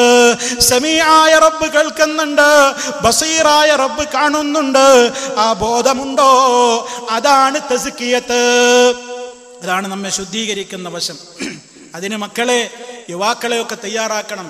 വിസ്ഡം എന്ന് പറയുന്ന ഈ വലിയ വിജ്ഞാനത്തിന്റെ പ്രസരണ വേദിയിൽ യുവാക്കൾക്ക് യുവപദമുണ്ട്, വിദ്യാർത്ഥികൾക്ക് വേണ്ട സംവിധാനങ്ങളുണ്ട്. ഡോർ ടു ഡോർ ഇസ്ലാമികമായ വിജ്ഞാനം നുകരാൻ ആവശ്യമായ ഇൽമുകൾ അവർക്ക് പകർന്നു കൊടുക്കുന്ന ദഅ്വ ക്ലാസുകളുണ്ട്, സ്ട്രീറ്റ് ദഅ്വകളുണ്ട്. അങ്ങാടികളിൽ പോയി ദീന് ഒറ്റക്കും കൂട്ടമായും ആളുകളോട് പരിചയപ്പെടുത്തുന്നുണ്ട്. വാഹനങ്ങളിലൂടെ കയറി പറയുന്നുണ്ട്, ആസ്പത്രികളിലൂടെ പറയുന്നുണ്ട്. അങ്ങനെ ഇസ്ലാമിന്റെ ഈ സുന്ദരമായ സന്ദേശത്തെ സമൂഹത്തിന് മുഴുവൻ ഉപകാരപ്രദമായ നിലക്ക് ആ സമൂഹത്തിന് എത്തിച്ചു കൊടുക്കുവാനുള്ള ഏറ്റവും വലിയ രൂപത്തിലുള്ള ശ്രമങ്ങളിൽ പ്രിയമുള്ളവരെ, എല്ലാവരും ഒന്നിക്കേണ്ടത് അവരവരുടെ പരലോകത്തിന് അനിവാര്യം തന്നെ. അതേതോ ചില ചെറുപ്പക്കാരി എവിടുന്നൊക്കെ വന്ന് ചെയ്യേണ്ടതാണ്. വല്ലസ്ർ ഇന്നൽ ഇൻസാന ലഫീ ഖുസ്ർ, കാലത്തെ സാക്ഷി നിർത്തി അല്ല പറഞ്ഞതാണ്, മുഴുവൻ മനുഷ്യരും നഷ്ടത്തിലാണ്. നമ്മളൊക്കെ മനുഷ്യരല്ലേ? എല്ലാ ആളുകളും മനുഷ്യരല്ലേ? ആ മുഴുവൻ ആളുകളോടുമാണ് അള്ളാഹു പറയുന്നത്, എല്ലാവരും പരാജയത്തിലാണ്, നഷ്ടത്തിലാണ്. ആരൊക്കെ ഒഴികെ? ഇല്ലല്ലദീന ആമനൂ വഅമിലുസ് സ്വാലിഹാത്തി വതവാസൗ ബിൽ ഹഖി വതവാസൗ ബിസ്സബ്ർ. ഇവിടെ ഇരിക്കുന്ന എല്ലാ ആളുകൾക്കും മനപ്പാഠമുണ്ടല്ലോ ആ അധ്യായം. അത് ശരിക്കൊന്ന് പഠിച്ചു മനസ്സിലാക്കിയിട്ട് ഈ ഡോർ ടു ഡോർ പരിപാടിയിലേക്ക് ഞാൻ പോണോന്ന് ഓരോരുത്തരും ആലോചിക്കുക. ഈ ദഅ്വ സംരംഭത്തിൽ ഞാൻ പങ്കാളിയാവണോ എന്ന് നിങ്ങൾ ആലോചിക്കുക. കാലത്തെ സാക്ഷി നിർത്തിക്കൊണ്ടല്ല പറയാണ്, എല്ലാവരും നഷ്ടത്തിലാണ്. ആ നഷ്ടത്തിൽ നിന്ന് രക്ഷപ്പെടണമെങ്കിൽ 4 ഗുണങ്ങൾ എല്ലാവരിലും നിർബന്ധമാണ്. 1, യഥാർത്ഥ വിശ്വാസികളാവണം. 2, സൽക്കർമ്മങ്ങൾ ചെയ്യണം. നീ വിശ്വസിച്ച് നീ സൽക്കർമ്മങ്ങൾ ചെയ്തതുകൊണ്ട് മാത്രമായില്ല, നീ മനസ്സിലാക്കിയ ഹക്ക് നീ പരസ്പരം ഉപദേശിക്കണം. അത് സ്ട്രീറ്റിൽ വെച്ചുമാവാം, ഡോർ ടു ഡോർ പരിപാടികളിൽ പോയി വീട് വീടാന്തരം കയറി ഇറങ്ങിയിട്ടുമാവാം, നിന്റെ കൂടെ ജോലി ചെയ്യുന്നവനോടുമാവാം, നിന്റെ സഹയാത്രികനോടുമാവാം, നിന്റെ ബിസിനസ് പാർട്ട്ണറോടുമാകാം, നിന്റെ കൂടെ തൊഴിൽ ചെയ്യുന്ന തൊഴിലാളിയോടുമാകാം, നിന്റെ കൂടെ നിനക്ക് അല്പനേരം ബസ് സ്റ്റാൻഡിൽ കിട്ടുന്ന ഒരു മനുഷ്യനോടാകാം, ആരോടുമാകാം. ഒരു ടെലിഫോണിലൂടെ ആവാം, നെറ്റ് സൗകര്യത്തിലൂടെ ആവാം, ചർച്ചകളിലൂടെ ആവാം, ഒരു പുസ്തക വിതരണത്തിലൂടെ ആവാം, ഒരു CD സമർപ്പിക്കുന്നതിലൂടെ ആവാം, ഒരു നല്ല കാര്യത്തെ പ്രതിപാദിക്കുന്ന ഒരു പ്രത്യേകമായ ലേഖനത്തെ സമർപ്പിച്ചുകൊണ്ടാവാം. പക്ഷേ എന്തും സെൻഡ് ചെയ്യുമ്പോ, എന്തും ഫോർവേഡ് ചെയ്യുമ്പോ അത് ഇസ്ലാമാണെന്ന് ഉറപ്പുവരുത്തിയിട്ട് ചെയ്യണം. കള്ളനാണയങ്ങൾ പലതും പ്രചരിപ്പിക്കും, പല രൂപത്തിലുള്ള പലതും സോഷ്യൽ മീഡിയകളിൽ വരും. അതൊക്കെ കണ്ണും പൂട്ടി ലൈക്കടിച്ച് ഷെയർ ചെയ്യണ്ട. ഇസ്ലാമിന് അതിനൊക്കെ നിയമങ്ങളുണ്ട്. ഇസ്ലാമികമായ ഇൽമ് അവിടെയാണ് പ്രസക്തമാകുന്നത്. ഇൽമ് നമ്മൾ നേടണം. ആ അറിവ് എങ്ങനെയാ? അറിവ് എന്തിനാണോ നമ്മൾ ഒരുങ്ങുന്നത് ആ അറിവ് നേടുക. ആ അറിവ് നേടാൻ ഇസ്ലാം പഠിപ്പിച്ചിട്ടുള്ള യഥാർത്ഥമായ സോഴ്സുകളിൽ നിന്ന് നമ്മളത് മനസ്സിലാക്കുക. അങ്ങനെ പഠിച്ചറിഞ്ഞ് അത് പ്രവർത്തിച്ച് അത് സമൂഹത്തിലേക്ക് എത്തിക്കുക. നീ അതിനായിട്ടുണ്ടോ, നിനക്കതിന് ഇൽമുണ്ടോ എന്നൊക്കെ ചോദിച്ച് സമൂഹത്തെ പിന്തിരിപ്പിക്കാൻ ആളുകൾ ഉണ്ടാകും. ഒരു നല്ല കാര്യം നീ ചെയ്യുമ്പോൾ ഒരു പോസ്റ്റർ ഒട്ടിച്ച കുട്ടി, നിനക്കൊന്നും വേറെ പണിയില്ലേ, പോസ്റ്റർ ഒട്ടിക്കാൻ പോകുന്നതിനേക്കാൾ നല്ലത്, ഇതൊന്നും നല്ല പരിപാടിയല്ല, ഇതിനെക്കുറിച്ചൊന്നും ചിന്തിക്കണ്ട എന്ന് പറയാൻ ആളുകൾ ഉണ്ടായേക്കും. പക്ഷേ ആത്മാർത്ഥതയുണ്ടോ നിങ്ങൾക്ക്? നിങ്ങൾ ഒട്ടിച്ച ഒരു പോസ്റ്റർ കണ്ട് ഒരു നല്ല സദസ്സിലേക്ക് ഒരാൾ വരാൻ നിങ്ങൾ കാരണമായാൽ, നിങ്ങളുടെ മനസ്സിൽ ഇഖ്ലാസ് ഉണ്ടോ, തീർച്ചയാണ് റബ്ബ് പ്രതിഫലം തരും. ആ ഇഖ്ലാസ് ഒരിക്കലും നഷ്ടപ്പെടരുത്. ആരെയും കാണിക്കാനല്ല, ആരുടെയും പേര് കിട്ടാനല്ല. നാഥ, എൻ്റെ മരണം നന്നാവണം, എൻ്റെ ഖബറിൽ ശാന്തി കിട്ടണം, മഹ്ശറിൽ എനിക്ക് നല്ലവരുടെ കൂടെ സ്വർഗത്തിലെത്താൻ സാധിക്കണമെന്ന ആ ഒരു ബോധം പ്രിയമുള്ളവരെ നമ്മുടെ ജീവിതത്തിൽ നിലനിർത്തുവാൻ ആവശ്യമായ ഇത്തരത്തിലുള്ള സംരംഭങ്ങൾ, ആ നിലക്ക് വിശുദ്ധ ഖുർആനിന്റെ പഠനം, അതിൻ്റെതായ പ്രത്യേകമായ ചർച്ചകൾ, ഹദീസുകൾ പഠിക്കൽ, ചരിത്രങ്ങൾ പഠിക്കൽ, വിശ്വാസങ്ങൾ, ആചാരങ്ങൾ, അനുഷ്ഠാനങ്ങൾ, ഇന്ന് വേണ്ട ജീവിതത്തിൻ്റെ എല്ലാ മേഖലകളിലേക്കും ആവശ്യമായ കാര്യങ്ങൾ നേടൽ, അത് നമ്മുടെ അനിവാര്യമായ ബാധ്യതയാണ്. ഒരു തുള്ളിയായി ഒഴുകാൻ പ്രിയമുള്ളവരെ നമുക്ക് മനസ്സുണ്ടാകണം. അതിന് സഹിക്കേണ്ടി വരും, അസൗകര്യങ്ങളുടെ ഇടയിലാകേണ്ടി വരും, പ്രയാസങ്ങൾ ഉണ്ടാകേണ്ടി വരും. പാപ്പമാര് ശ്രദ്ധിക്കുക, മക്കളെ അതിന് പ്രോത്സാഹിപ്പിക്കുക, നിങ്ങൾ അതിന് തയ്യാറാവുക. ആ രൂപത്തിലുള്ള ഒരു പ്രത്യേകമായ മുന്നേറ്റം രാജ്യത്തുള്ള മുഴുവൻ ജനങ്ങളിലേക്കും ഇസ്ലാമിനെ കുറിച്ചൊരു ചെറിയായ രൂപത്തിലുള്ള ഒരു സന്ദേശം എത്തിക്കാനെങ്കിലും കാരണമായാൽ ഇൻഷാ അല്ലാഹ് ഈ ദുർബലരായ നമ്മുടെ സ്വപ്നം അല്ലാഹു പൂവണിയിച്ചു തരും. കോടിയിലേറെ വരുന്ന ഭവനങ്ങളിലേക്ക് ഈ സന്ദേശം എത്തണം. ആളുകൾക്ക് തുടർ പഠനത്തിനുള്ള ഒരു പ്രേരകമായി നമ്മുടെ സന്ദർശനങ്ങൾ മാറണം. അല്ലാഹു അനുഗ്രഹിക്കുമാറാകട്ടെ. സർവലോക പരിപാലകനായ റബ്ബിന്റെ എല്ലാ അനുഗ്രഹങ്ങളും, എല്ലാവിധത്തിലുള്ള അനുഗ്രഹങ്ങളും അല്ലാഹു നമ്മുടെ ജീവിതത്തിൽ എല്ലാ സമയങ്ങളിലും അവൻ അനുഗ്രഹങ്ങൾ ചൊരിഞ്ഞിരുന്നുകൊണ്ട് നമ്മെ അനുഗ്രഹിക്കുമാറാകട്ടെ. മാരകമായ രോഗങ്ങളിൽ നിന്ന്, സഹിക്കാനാവാത്ത വേദനകളിൽ നിന്ന്, പരീക്ഷണങ്ങളിൽ നിന്ന് അല്ലാഹു നമ്മയും നമ്മുടെ കുടുംബാദികളെയും രക്ഷിക്കുമാറാകട്ടെ. ഈ ലോകത്തിനൊന്ന് വിട പറയുന്ന നിമിഷം ഏറ്റവും സന്തോഷമുള്ള സമയമാക്കി അല്ലാഹു നമ്മെ ഏവരെയും അനുഗ്രഹിക്കുമാറാകട്ടെ. നമ്മിൽ നിന്ന് മരണപ്പെട്ടു പോയവരുടെ ഖബറിടം അല്ലാഹു സന്തോഷത്തിലാക്കി കൊടുക്കുമാറാകട്ടെ. നമ്മയും അവരെയും അല്ലാഹു അവൻ്റെ സ്വർഗ്ഗലോകത്ത് ഒരുമിച്ച് ചേർക്കുമാറാകട്ടെ. അല്ലാഹുമ്മ റബ്ബനാ തഖബ്ബൽ മിന്നാ ഇന്നക അൻതസ് സമീഉൽ അലീം വതുബ് അലൈനാ ഇന്നക അൻതത് തവ്വാബുർ റഹീം വഗ്ഫിർ ലനാ ഇന്നക അൻതൽ ഗഫൂറുർ റഹീം. അല്ലാഹുമ്മ തവഫനാ മുസ്ലിമീന വഅൽഹിഖ്നാ ബിസ്സാലിഹീൻ. അല്ലാഹുമ്മ സ്വല്ലി അലാ മുഹമ്മദിൻ വഅലാ ആലി മുഹമ്മദ്. വസ്സലാമു അലൈക്കും വറഹ്മത്തുള്ളാഹി വബറകാതുഹു.